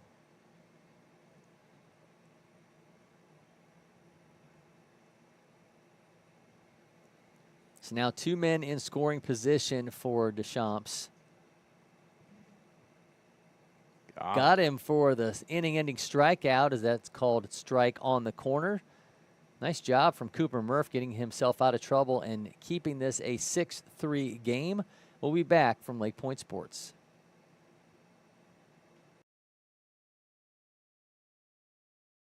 At Academy Sports and Outdoors, you'll always find more fun with great brands at the best prices. More of this, and this. So you can get together for a little of that, and a lot more of that. And even some of that, and that's good. Have more fun with great brands at the best prices. Only at Academy Sports and Outdoors.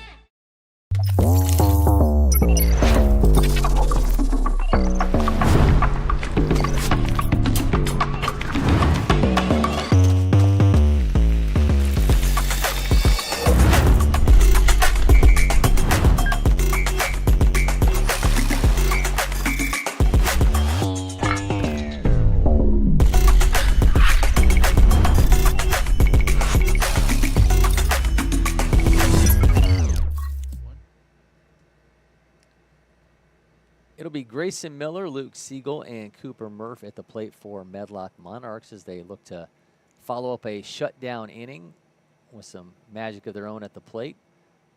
Have Landon Gilchrist back on the mound for Medlock Monarchs. This is our game of the day in the Fall Frenzy. Cory McCartney, Grayson Rosen with you from the Audi Marietta Field here at LakePoint Sports Baseball Village.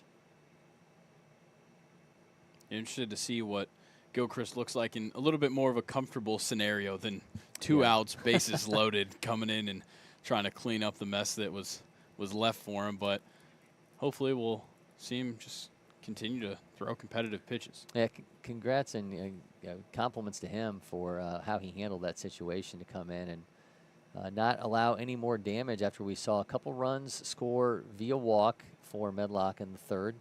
They technically are still looking for their first hit.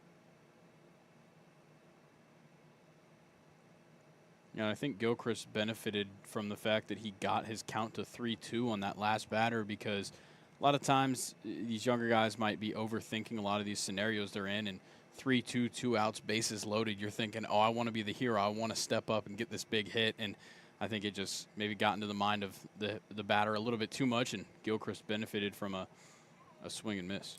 He certainly handled himself well. Let's see what he can do with a clean inning here. And again, he will start things off against Grayson Miller, then Luke Siegel and Cooper Murph.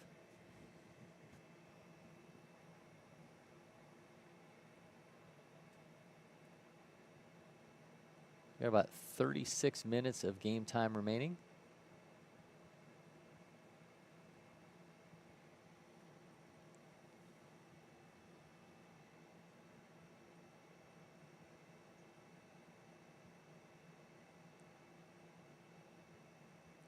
The 1-0 from Gilchrist.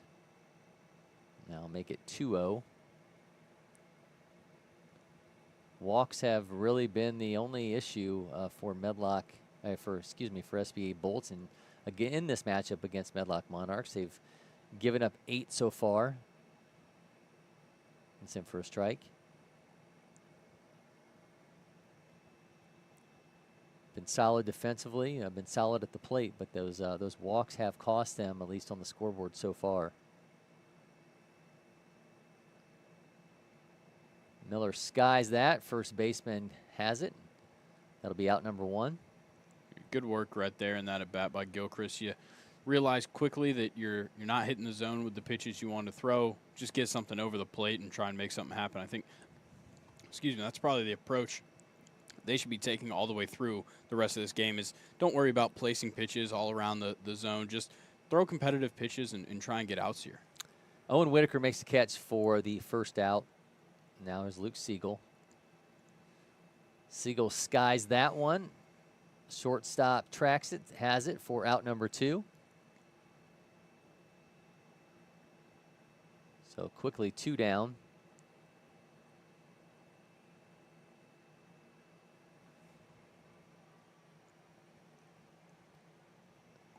Now it's Cooper Murph, the opposing pitcher.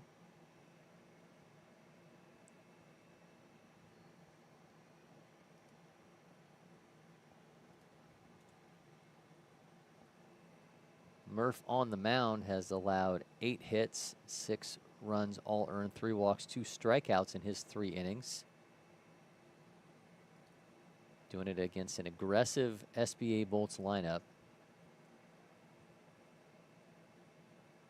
He puts this in play. Gilchrist gloves it, falls to the ground, but he's able to make the throw to first for the out. Holds down that lead, 6-3. SBA Bolts are up over Medlock Monarchs. We'll be back from LakePoint Sports. Next. Next. Stop. You got it? No. Keep going. Again. Next. Next. If you don't pick one. Oh, you have time. Am I keeping you from your job? Next. I don't even know where I am anymore. Stop. Do we finally have it? Let's go back to the beginning. Are you Your joking? electric future customized. The fully electric Audi Q4 e-tron.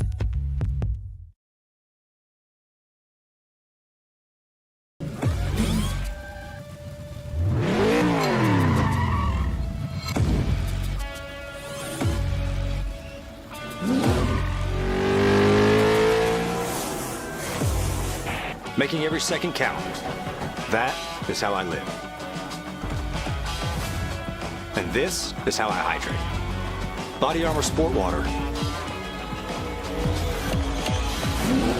Water for the athlete and all of us. This is ready to go online. Any questions? Yeah, I got one. How about the best network imaginable? Let's invent that. That's what we do here. Quick survey. Who wants their internet to work pretty much everywhere? And it needs to run smooth, like super smooth. Hey, should you be drinking that? It's decaf. Because we're busy women. We don't have time for lag or buffering. Who doesn't want internet that helps AI do your homework even faster? Come again? Sorry, what was that? Introducing the next generation 10G network, only from Xfinity. The future starts now.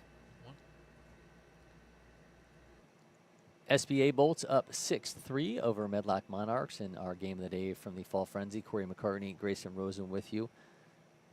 Corbin Fulmer will lead things off for SBA Bolts National, followed by Keeman Tony and leadoff hitter Landon Gilchrist, who's now become the pitcher for SBA Bolts. We have a pitching change for Medlock Monarchs as well.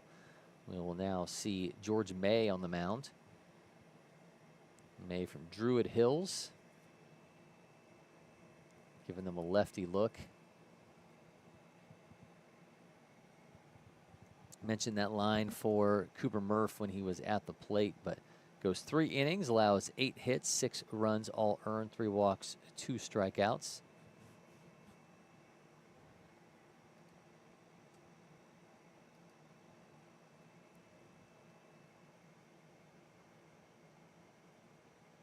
Corbin Fulmer, who leads things off, is 1 for 1. Again, he'll then be followed by Keeman Tony. Fulmer from Blythewood, South Carolina.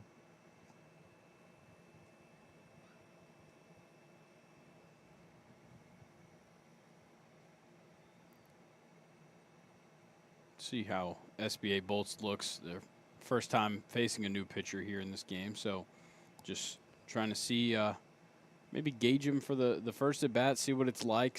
Let the dugout get a look at him too, and then formulate what your approach is here. Maybe they stop attacking as aggressively now. Yeah, I would anticipate you're going to at least see 1 or 2 batters try to just get a sense of what May has before they start devising a plan. Yeah, early on they decided we got to swing on Cooper Murph early in the at bats, and it obviously worked out in their favor as these 6 runs are on the scoreboard right now, and looks like the patient approach is working at the moment for Corbin Fulmer. 2-0 count.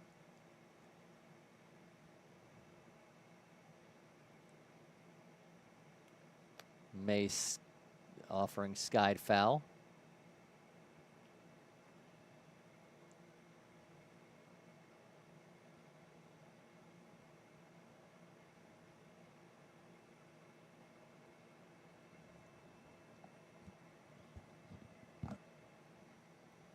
So the 2-1. Oh, that gets away from him.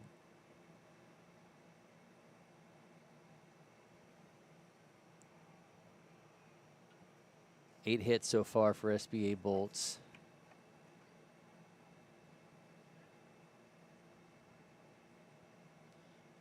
Rips that one back foul. Some good movement on that pitch by George May right there.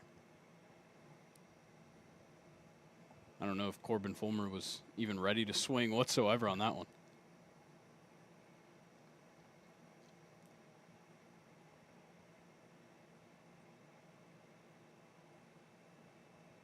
Well, here he is with the 2-2. Another that gets away from him, and we will have a leadoff walk to Fulmer. And here comes Cayman Tony. I guess that was the 3-2 pitch, or 3-1 maybe.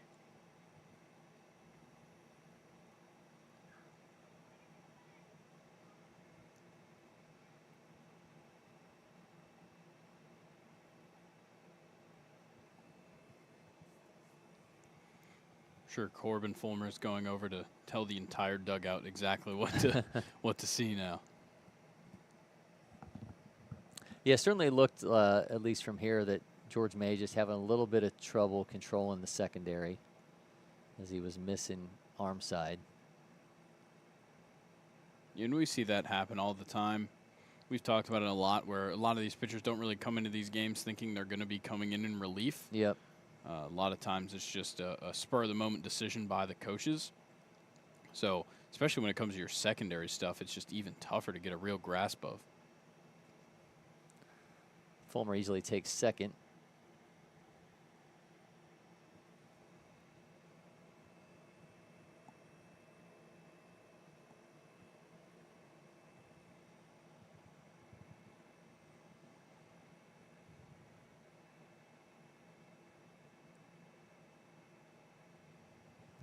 Beautiful bump, and it is going to go foul. He was rolling down the first baseline, but just a little bit too much on it. Well placed, though.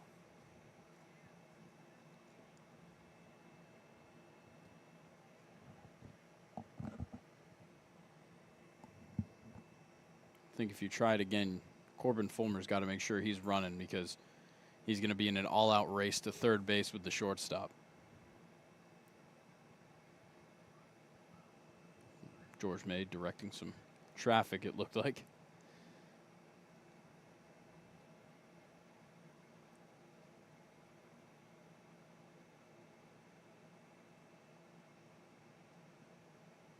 All right, here we go. Oh. Tommy puts that one into play. We had our main monitor reset on us, so we'll work our way through this as it fires back up.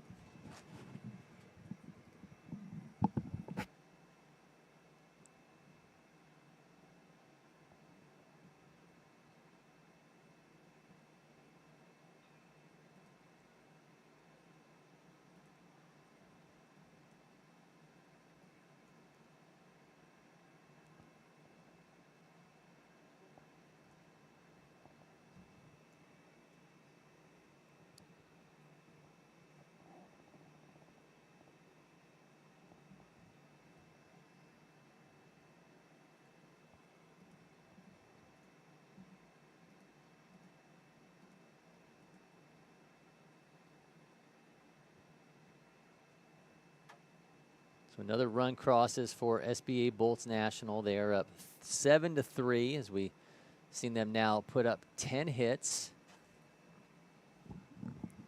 Came and Tony standing at second base. Overcome our technical difficulties here. One down for Landon Gilchrist. I want Sales on May. Cayman Tony getting real aggressive there at second base. He was about halfway down the baseline. 7 runs on 10 hits for SBA Bolts. 3 runs on no hits for Medlock Monarchs.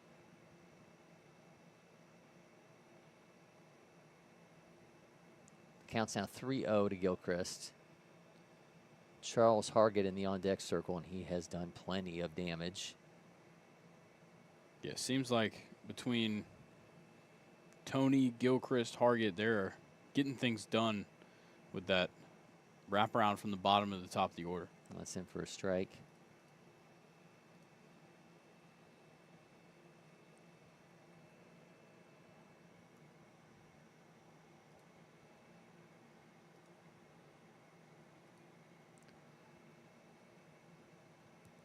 He walks, so there'll be runners at first and second. The forms of Tony and Gilchrist for Charles Hargett.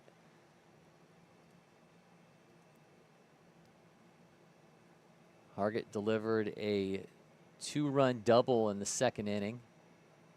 SBA Bolts scored 3 runs in both the first and second. There's a pull out of the way of that one as both runners will move along in the double steal.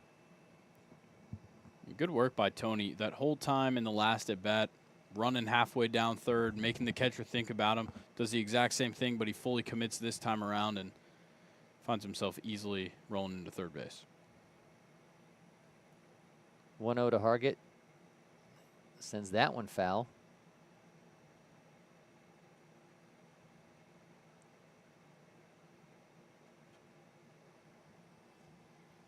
Josh Laney stopping by to say hi. Love that shirt. You can't spell sausage without USA. Leave it up to Johnsonville. Can't dispute that.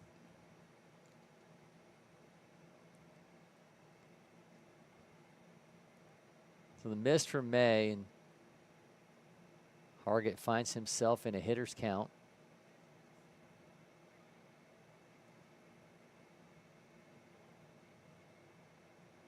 They called him for the balk, so each runner will advance. Tony makes his way across the plate for another SBA Bolts run, now 8-3. Not exactly sure what happened there for George May. Maybe just didn't come set long enough and heard the balk and just stopped his pitch. Hargett puts that in play. Shortstop has it, but he cannot make the play, so Hargett will make his way to first with another RBI. 3 runs driven in for Charles Hargett, and 9-3 is now the lead for SBA Bolts over Medlock here in the 4th. 3 more runs for SBA Bolts like clockwork. They've scored 3 runs in the first, second, and 4th innings. Let's see if they can't beat their personal best in this game and make it 4. Well, only 1 down. Now Blake Keller. And right now you can just only assume they're going to continue to be as aggressive as they can. It seems like they're waiting a little bit longer into the at-bat, letting George May throw some pitches and see what happens. But I think we'll probably see some aggressiveness on the base paths, which is probably why we just saw George May throw over to first base.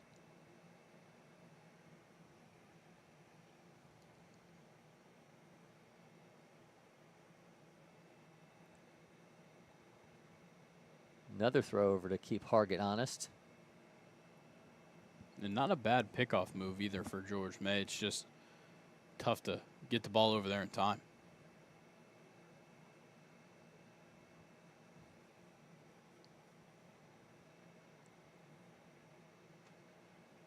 Keller's still waiting to see his first pitch, and it's ball 1.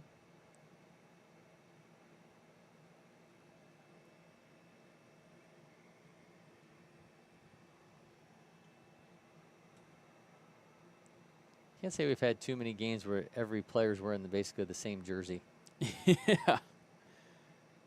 It's going to get away. Hargett will take off for second base.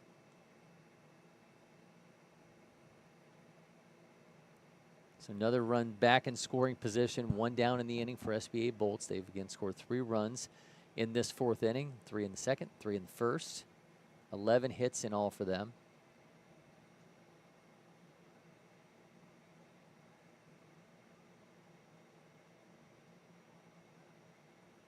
It's now 3-0 count to Blake Keller, Owen Whitaker in the on-deck circle.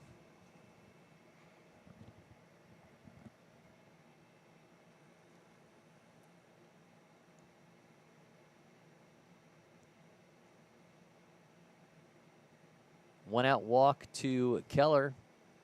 Comes Whitaker with runners at first and second. 1 down. It's about 16 minutes remaining on the clock.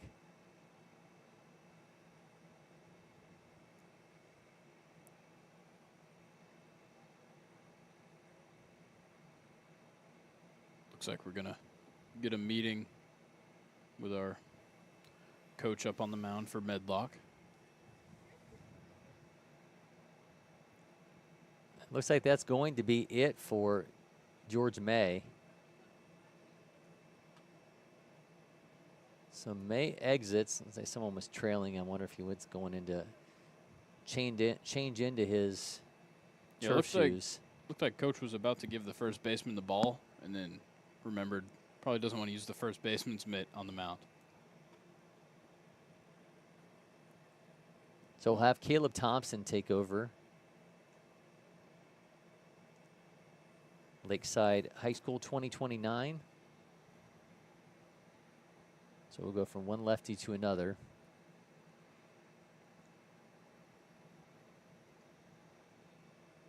Meanwhile, George May coming in, and he'll now find himself, I would assume, at first base. And yeah, looks like he's holding the first baseman's mitt. So he slides into Thompson's spot.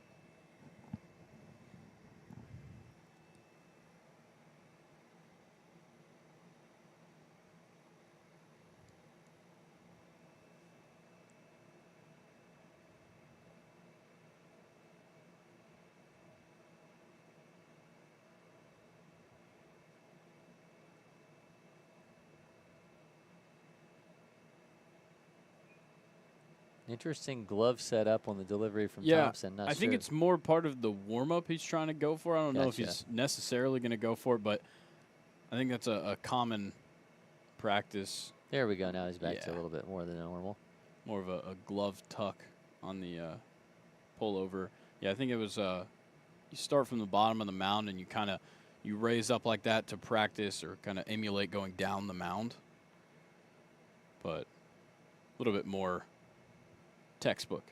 The glove tuck though is an interesting tweak. I'm not sure I've necessarily seen much of that. To have the glove tucked in towards your chest as you begin the motion. I think for some guys it helps them drive their elbow forward, which kind of brings their momentum over the top. So maybe just what he's going for to make sure he keeps himself kind of more in an even plane. It's always funny when you think about all the myriad of ways that guys will set up at the plate. Everybody eventually gets to the same position. Yes. In pitching, that's there's just so many different variables. You can put so many different spins, quite literally, but just your own tweak on the delivery to really make it your own, and makes it so much of a refinement in guys. I think that's why we speak so much about, can you replicate it? Can you replicate it? Can you make it look the same on every delivery? Yeah, I think that's what makes it so difficult. Something that a lot of people have been talking about, especially in the postseason right now in the MLB, is arm angle, especially Sean Manaea, a guy whose arm angle in April was 11 degrees higher than what he's throwing with right now in the playoffs, and it's made him unscoutable, and he's won each outing that he's had in the playoffs. It's those variables that you can't control, and those variables that as a pitcher you can manipulate as much as possible that make you way different when it comes down to it. We've now got Owen Whitaker is facing off against Caleb Thompson. 2 on, 1 down, 9-3 lead for SBA Bolts. Thompson misses inside. Yeah, the one thing I will say about the playoffs the last couple days is, man, that Cleveland crowd is absolutely electric. Yes, they are. Unfortunate last night, just the Yankees stepping up to the occasion, but Cleveland has been fun to watch those home games. Almost feels like a college football atmosphere. Yeah. They certainly want to win a World Series. It's been a long time. So a walk to Whitaker, and now the bases are going to be loaded for Colt Clark.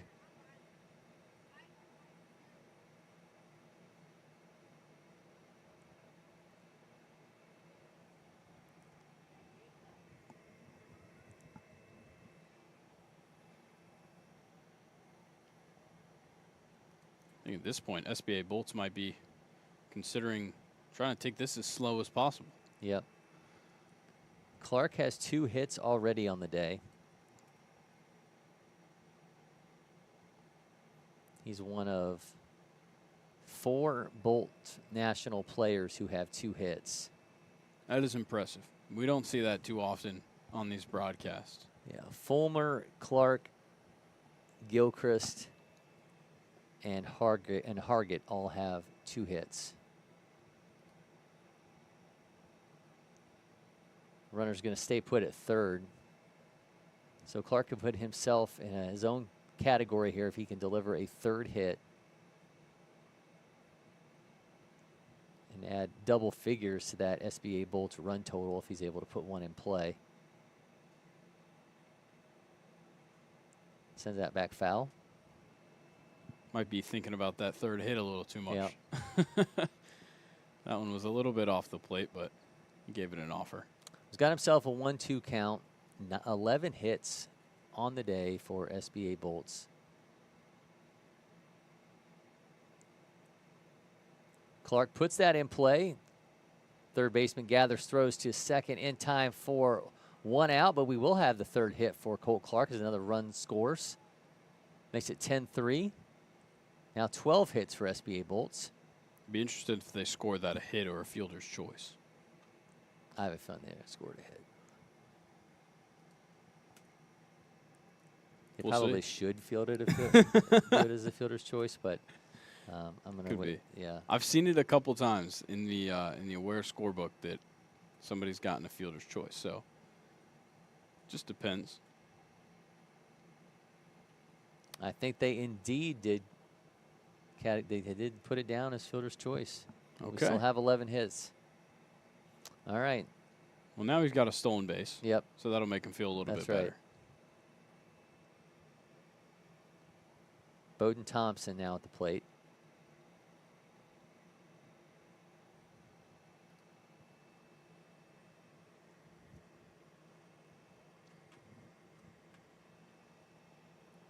Thompson 1 for 2, 3 runs driven in.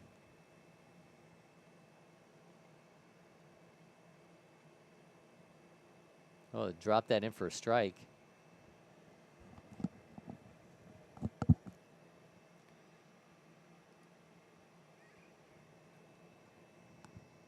We're down to 9 minutes of game time remaining, which could potentially mean another full inning of play, unless SBA or at least a half inning. At least half an inning. That's true. Yeah, I don't think they're not going to let them, unless they go really fast. Yeah. Make it 8 minutes. Swings through that for a strike that may have been the best pitch we have seen from Caleb Thompson. Definitely the most competitive spot. He's put one in and put a big hack on it. Just couldn't quite catch it. Considering these games are timed, we really should have some kind of clock mechanism.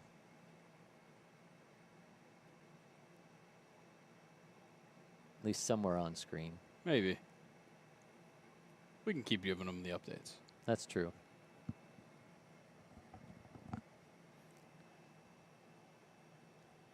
Counts full to Thompson.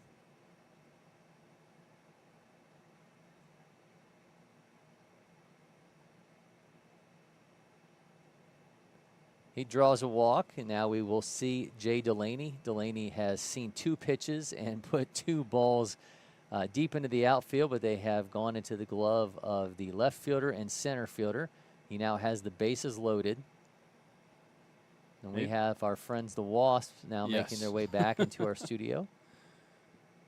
It's like summer once again. If Jay Delaney doesn't get a hit here, I wouldn't mind him completing the trifecta and sending this one to the right fielder. Well, he's going to see a second pitch in this AB.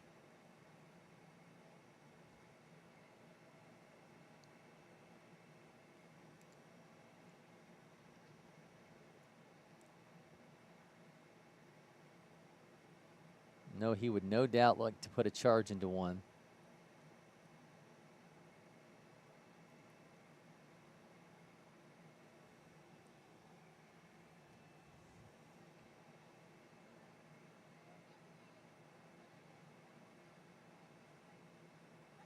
Comes a 2-0 from Thompson.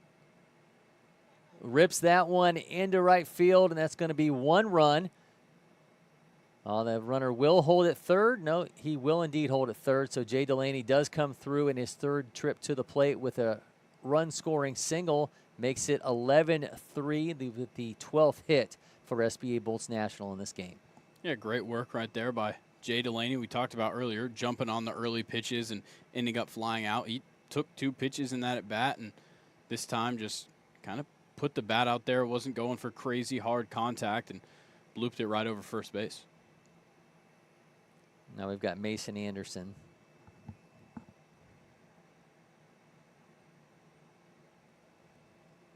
Anderson, part of what has been a no-hit effort on the mound for SBA Bolts. They've out-hit Medlock 12-0 and lead 11-3 on the scoreboard here. With time becoming an issue, there's just 5 minutes remaining.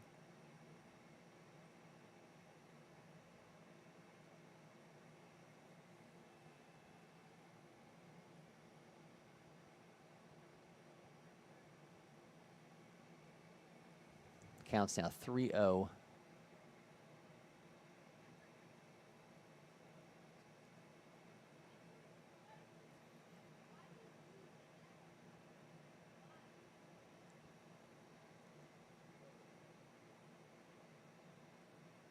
Looks like we have some kind of conversation being had with our umpire.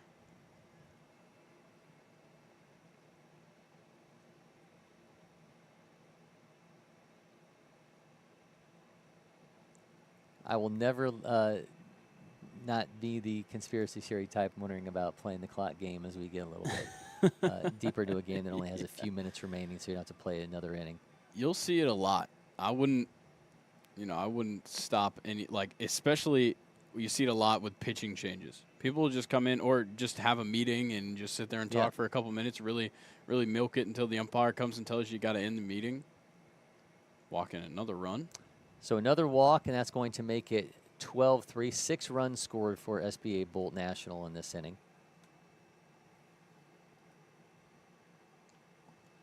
Got Maximus Deschamps to the plate. So Maximus Deschamps comes in.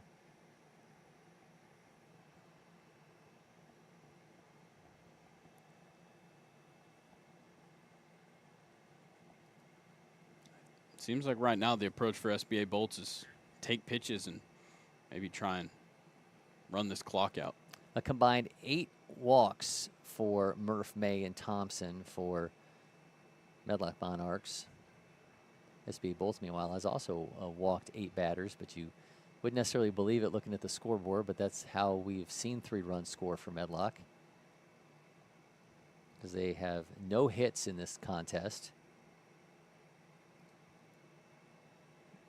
3 minutes remaining. Maximus Deschamps, as you mentioned, at the plate. Bases are still loaded.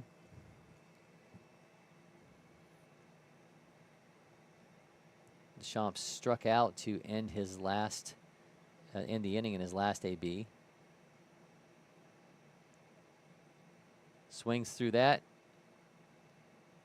He goes down on strikes. There'll be 2 down.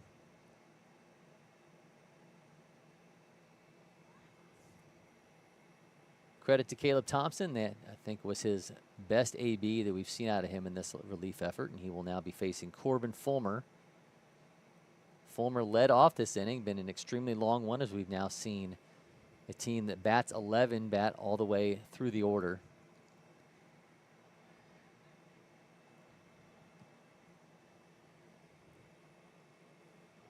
Fulmer's 2 for 2. He sends that foul. 12 runs, 12 hits for SBA Bolt. That's ball game. That is ball game. SBA Bolts ran away with this one. Again, 12 runs on 12 hits. Meanwhile, Medlock Monarchs, 3 runs, no hits. So SBA Bolts with a runaway victory in this pool play action here from the Fall Frenzy. We're going to be back in a moment, and we'll award player of the game for this SBA Bolts win.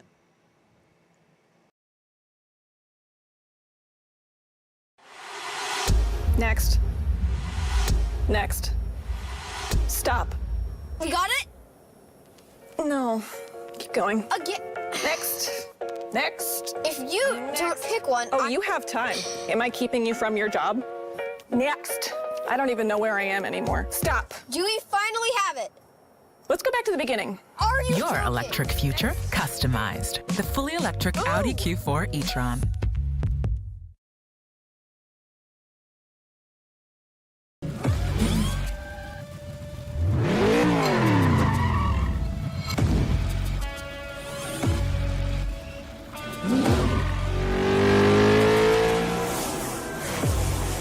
Making every second count. That is how I live. And this is how I hydrate. Body Armor Sport Water. Water for the athlete in all of us. This is ready to go online. Any questions? Yeah, I got one. How about the best network imaginable? Let's invent that. That's what we do here. Quick survey. Who wants their internet to work pretty much everywhere? And it needs to run smooth, like super smooth. Hey, should you be drinking that? It's decaf. Because we're busy women. We don't have time for lag or buffering. Who doesn't want internet that helps AI do your homework even faster? Come again? Sorry, what was that? Introducing the next generation 10G network, only from Xfinity. The future starts now. At Academy Sports and Outdoors, you'll always find more fun with great brands at the best prices. More of this, and this. So you can get together for a little of that,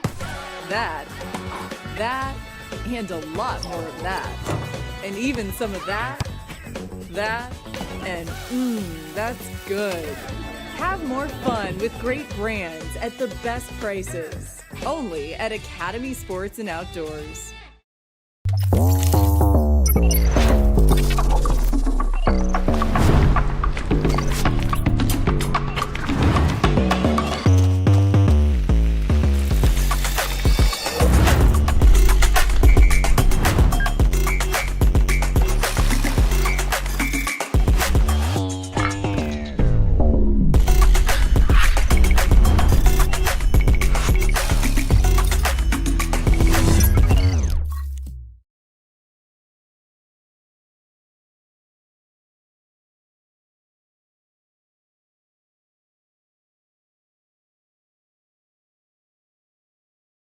First one I picked up, I just liked it the best. And like I said, I tried a lot of different companies, a lot of different models, and I fell in love with Old Hickory for sure.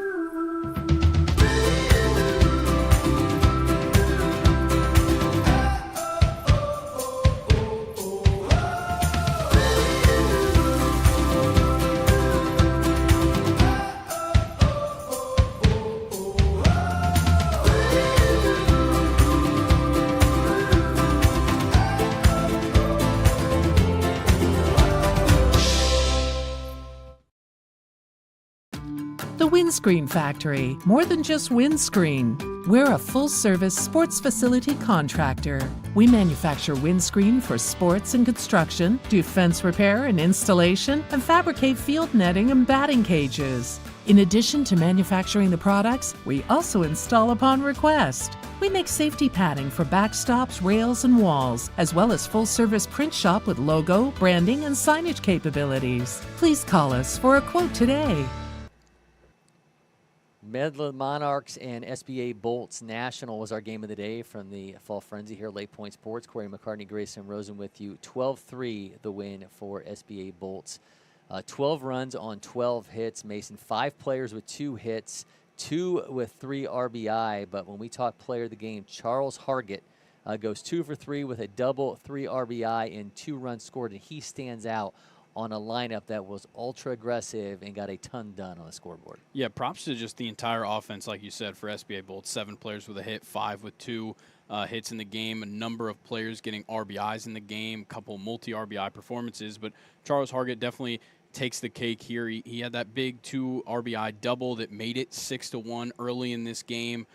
Made it their second consecutive 3-run inning early on. And then he came up later, got that hit, brought in another run, bringing him to 3 RBIs, scoring 2 runs himself, and being responsible for 5 of SBA Bolt's 12 runs in the game. Yeah, look about it. I mean, you tell about the depth there. Bowden Thompson, Colt Clark, Mason Anderson, Corbin Fulmer all joined Hargett with 2 hits each, and then 3 RBI. He was joined by Bowden Thompson in that way, but Charles Hargett ends up standing out in the big blow there, coming with that 2-run double in the second inning. We just saw just really an offensive showcase from this SBA Bolts team. 3 runs in the first, 3 runs in the second, 6 runs in the fourth, and credit as well to their pitching staff. I know walks were a bit of an issue there, but a big 0 in the hits column for Medlock Monarchs. So you got to give credit to the SBA Bolts pitching staff with Gilchrist and Anderson, what they were able to do in holding down those bats. Definitely. They were doing a good job of, even though they were giving up a couple of walks, they'd come back the next batter or a few batters later and start just giving up some weak contact, getting ground balls, making outs, and they only gave up 1 run despite all the walks they allowed. Well, this one, a big pool play win in Fall Frenzy, belongs to SBA Bolts National. We'll be back next weekend bringing you action from the Fall State Championship. So make sure you're following LakePoint Sports on all of our social media channels for tune-in information. Those broadcasts just like this one, available for free on Facebook, X, and YouTube. Until then, for Avery Hunt, Grayson Rosen, and producer Cory McCartney, producer Mason Monroe, I am Cory McCartney, and this has been a long day, and we are signing off from LakePoint Sports.